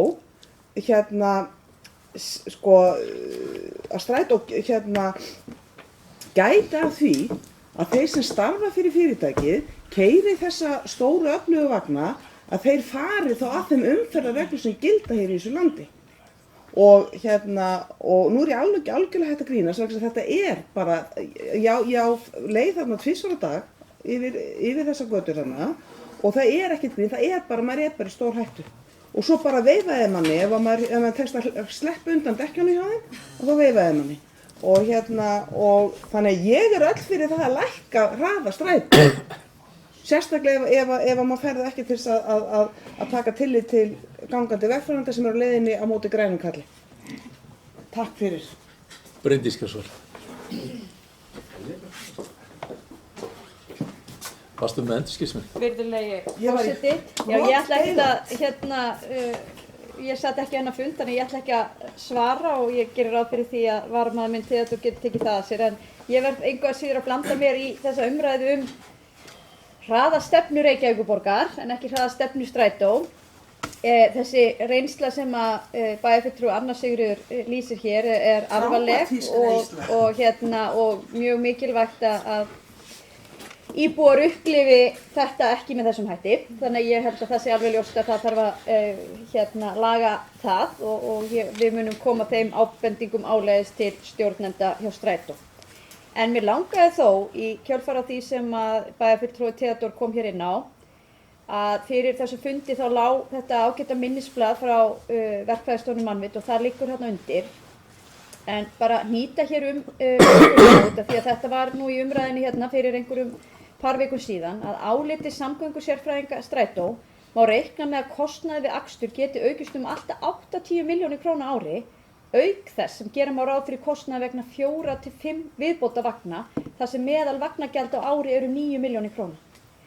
Þannig að þessi tillögur hjá Reykjavíkurborg að lækka hámarkshraða á ákveðnum götum úr 50 til 60 km í 30 til 50 að hafa gríðarlegan áhrif á rekstur þessa mikilvæga fyrirtækis sem að mun þýða það að þetta ekki bara þá leiðir sem keyra innan Reykjavíkurborgar, þetta eru líka stofnleiðirnir okkar sem eru greiddar af okkur öllum, þannig að þetta mun hafa áhrif til kostnaðarhækkunar fyrir öll sveitarfélögin. Og það held ég mjög mikilvægur punktur og við þurfum að halda því til haga í umræðunni að það skiptir máli. Það skiptir nefnilega töluvert miklu máli varðandi þjónustustrætó og kostnað hver yfirferðarhraði vaxins og nú ég ekki að tala einstök tilfelli eins og bæjarfulltrúi Anna Sigríður var að ræða og yfirleitt hraðin í kringum stoppistöður eins og á Hlemmi og það ekki mikill á allavega ekki að vera það og við eigum að beina okkur í því en þegar að ræða svona stoppleiðir að þá svolítið mikilvægt að vagnin komist nokkuð greiðlega áfram. Því að kostnaðurinn jú fyrst og fremst fólkin í starfsmanninu sem að keyrir bílinn en svo þetta líka auðvitað heilmikil fjárfesting. Þannig að mér finnst bara mikilvægt að þessu sé haldið til haga. Fleiri hafa ekki hvað sér ljós. Annars eru... Það þarf að verða bara eitt aðalmálið þessum bæjarstjórnarfundi. Ég var nú að viðurkenna ég var ekki búin að lesa þessa góðu skýrslu sem bent hér á. En ég verð að segja, umferðaröryggi kemur fyrst. Og ég tek hér eftir því að það 50 km hraði á Flókagötu. Nú ég náttúrulega bara bæjarfulltrúi í Mosó en ég vinn þarna niður í Sódómum. Og 50 km hraði á þessari götu bara allt of mikill hraði fyrir svona stóra bifreið. Þið eru bara fyrirgefið, mér finnst það. Og í allri þessu umræðu þá bara hvet ég til að það verði hugsað fyrst og fremst umferðaröryggi fólks, hvort sem það gangandi eða akandi og á leið þessi svæði eða þessar stoppbrautir sem ég hér talað Reynda vissi ég ekki að Flókagata væri stoppbraut en ég bara reka augun í það hér í þessari töflu en mér finnst umferðaröryggið skipta langmestu máli þegar verið að tala einhverja breytingar á leiðakerfi að hraða eða hvað verið að gera varðandi strætó. Fleiri, Theodór Gjörsal. Erum við bara fluttið til Reykjavíkur? Nei, kannski aðeins í viðbót. Ég tek alveg undir með Önnu Sigríður og ég veit alveg hvaða gatnamótin að tala og hvaða beygjur að tala Þannig ég skil það full vel en það kannski eins og Bryndís nefndi líka réttilega að hraði og umferðar bara reglur það eiga að gilda en það sem kannski skiptir máli fyrir okkur það úr skýrslunni það að það stofnleiðir sem við eigum saman og þetta verður áhrif á verður til kostnaðar auka fyrir alla. Hvað að gera á Flókagötunni sem ekki stofnleið þeir borga sjálfir. Já, það bara þeirra mál eða vilja fjölga þar vögnum eða eitthvað. En ég held eins og við mikið blanda þessu tvennu saman annars vegar umferðarörygginu og stofnleiðunum og síðan hvað Reykjavíkurborg gerir innan síns sveitafélags. En allavega, frábært. Fleiri hafa ekki hvað sér ljós. Það sem svona frábært ef það farið út í það að Ísland vann Kína. Já, það? En fleiri hafa ekki hvað sér ljós fundargerð strætó þannig að hún lögð fram og þá komið að 160. fundi stjórnar slökkviliðsins og sá fundi var haldinn 27. febrúar, orðið laustu fundargerðina. Engin kveður sér ljós, umræðan lokið, fundargerðin lögð fram. Fleira liggur ekki fyrir fundinum, ég þakka fundasettu og segi fundi slitið. Vá,